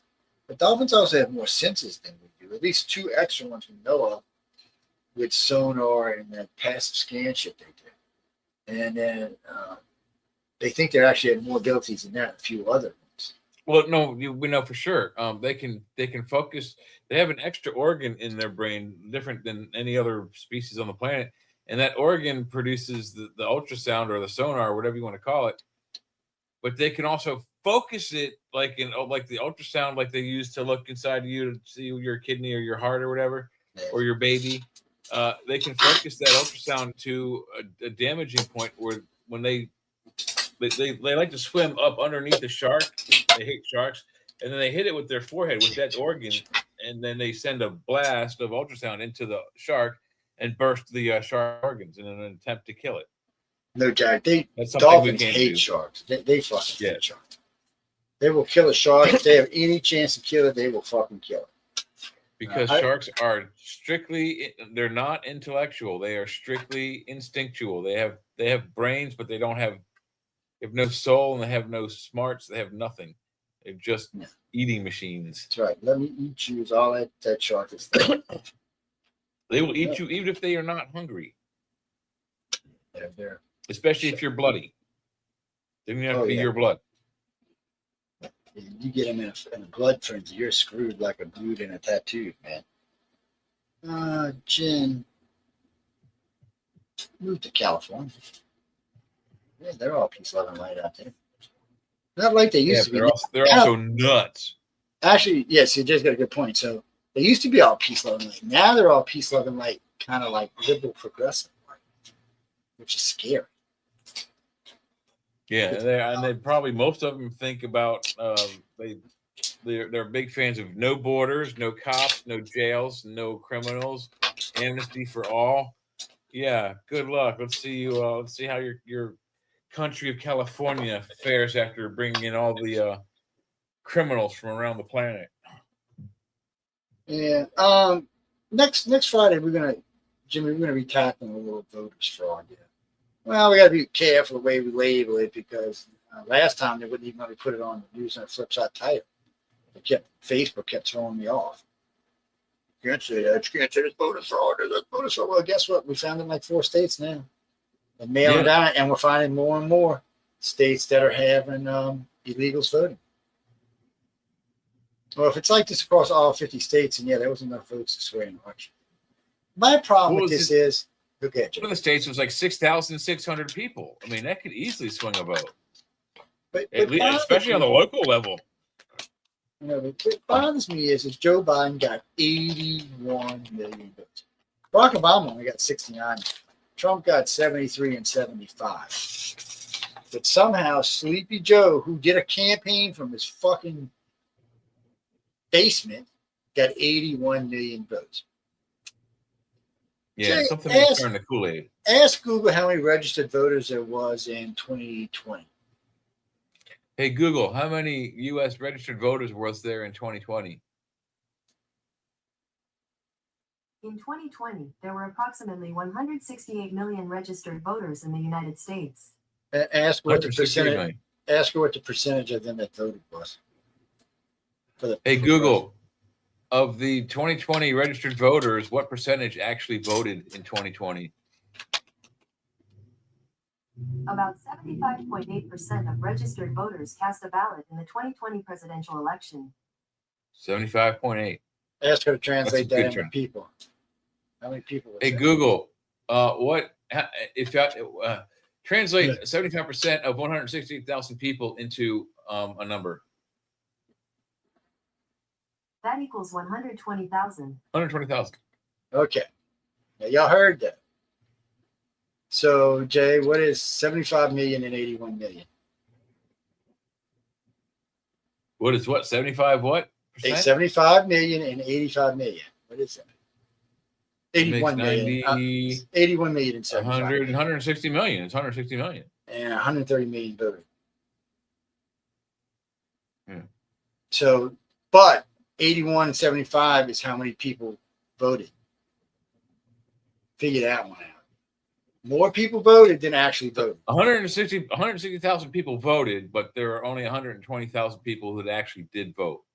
There was so there's 164 million registered voters, and she said 134 million voted. But when you add up Trump and his numbers, it totals almost 100% of the voters voted. Well, we know that's not true. So there's no doubt there was voters fraud there. I don't even know why they didn't figure that out earlier on. Well, because they probably already knew. They just were trying. They kept on trying to hide it. Now the cat's out of the bag.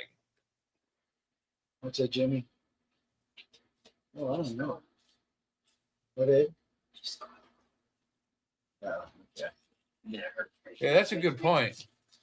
Mish says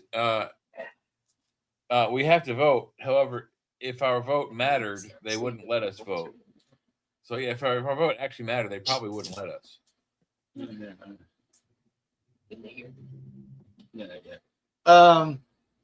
Well, see, that's the point.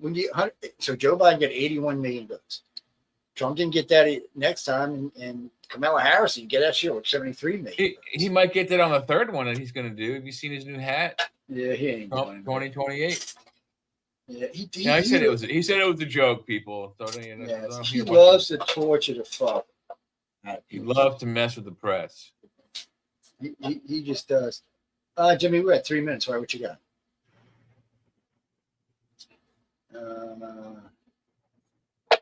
Yeah. No, anyway. The world's not coming to an end, I don't think. I don't feel like it is. I feel like there's some stuff that needs to be dealt with. No, we're coming. So let's stop from people and think. If everybody just didn't hate Trump and wasn't fighting against him so far, the world would already be 3 times better than it was. I mean, he's done all kind of stuff for this planet. He set up a rare earth empire for the United States. Within 10 years, they said the U.S. will have complete control over the rare earth empire. And there's nothing China can do about it because we simply have more access to more of the rare earths in the United States and in South America. Well, because we're the new world. We haven't exhausted all of our minerals yet. Or our brains. And for some reason, Africa is not as friendly with China as well. I'm not sure what's going on. Carol, I saw that where they said that more people like China than us. And I said, really? Let me ask you a question. I said, how many illegals we threw? I said, Barack Obama threw 5 million out. Trump threw 2 million out first time. I was going to try to throw 3 out. And I said, that's about 10 million. I said, but the reason we had that problem is because Joe Biden let in 11 million. I said, show me where 11 million people are trying to get into China. Show me where there's even a big demand for visas to live in China. Yeah, you'd probably be easier finding 11 million people that want to leave China. Oh, yeah. Oh, yeah. Well, we talked about this earlier. China's got a big problem. They're Americanizing. Their citizens, their middle-class citizens are turning into Americans. They're dressing like us. They're acting like us. They're Westernizing, yes. What are you talking about? They're being culturalized by the manufacturing of things that we get from China. So it's a side effect. And because everybody wants to be an American. And once the Europeans came here again and realized, oh shit, we want to be Americans. Because we get the greatest country in the world by far. Americans have more fun. We enjoy our lives better. We live in a beautiful place. We've got every opportunity you want. And everybody says, well, you don't have health care. We got the fucking best health care on the planet. Don't ever believe that we don't have health care. We got the best health care on the planet. People all around the world come here. It is a retail market, but we do have it, yes. Mish, is your son tall? I know a lot of tall guys who like to move to Japan for some reason. Yeah. What's that, Michael? Oh no, the women in Japan are beautiful. Yeah, they were really white, soft, flowing skin, gorgeous jet black hair, deep piercing eyes. Oh my God, man. Plus, they still like men. Well, I'm talking about American women.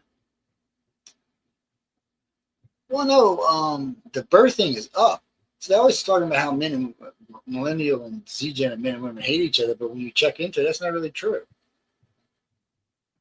Yeah, it's a small group on each side. No, they're fighting with each other. They really do not like each other. Well, because these women started saying, well, we don't need men for anything. And the one guy says, well, really?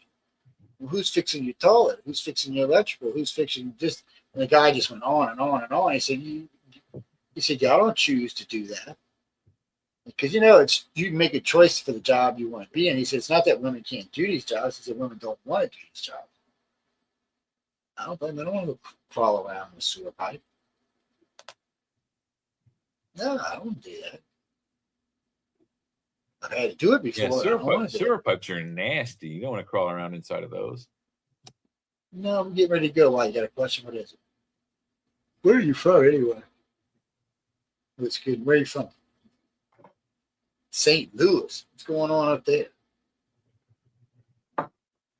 Oh, I ain't been to St. Louis in 25 years. I got some friends up around that way, but yeah, it's probably been. I drove through it on a high school trip, probably 25 years ago or further, maybe 30. No, I was stationed in Tennessee when we were over to St. Louis. So anyway, what's your question? Why don't the Greys just turn on all of our psychic ability? Because that's not how it works. Remember, all the aliens are looking, they abduct inside family lines. So whatever the original families were back, how many ever tens of thousands of years ago this was, that's the people they abduct. Because that's part of the program. Well, the reptilians and humans were here doing this for a long time. I think the reptilians are the ones that kicked it off when they interbred and created us. But since then, it's been going on with them. And then when the Greys finally got here and intervened, they're now doing it. They still allow the reptilians and humans to do it, just not like they did before. The Greys do probably 60 or 70% of the abductions. Yeah. I'm sure there's lots of reasons why.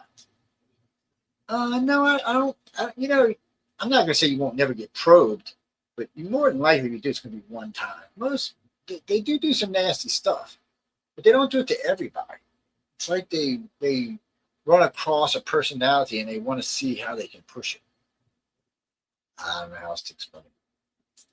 It's like cutting off a body part and putting it back on just to see your reaction. There was no pain involved, but just to see the reaction of your arm being off and then being back on again. That's not cruel, that's inquisitive, but for us that would be cruel. We would consider that cruel and humane, but since they're just taking it off and there's no pain and they're putting it back, they don't see what the big deal is. Because they don't think like we do. No, we think that's cruel and humane. Yes, that's what we think. Well, and the Greys, according to, I don't know if this comes from the ICAR info, but according to some of the data, the Greys, years, I don't know how many, millions of years, thousands of years, that they don't give a timeline, but they killed all the lesser animals on their planet, like all the pet like type animals and the food type animals and the birds and the bees and yada yada. They killed them all off because they found them to be irrelevant and unnecessary. So that just goes to show you they must be emotionless if they're to go and kill. But we don't know what their planet looked like. They may have had all kinds of nasty bugs and ugly, unfriendly critters. I don't know.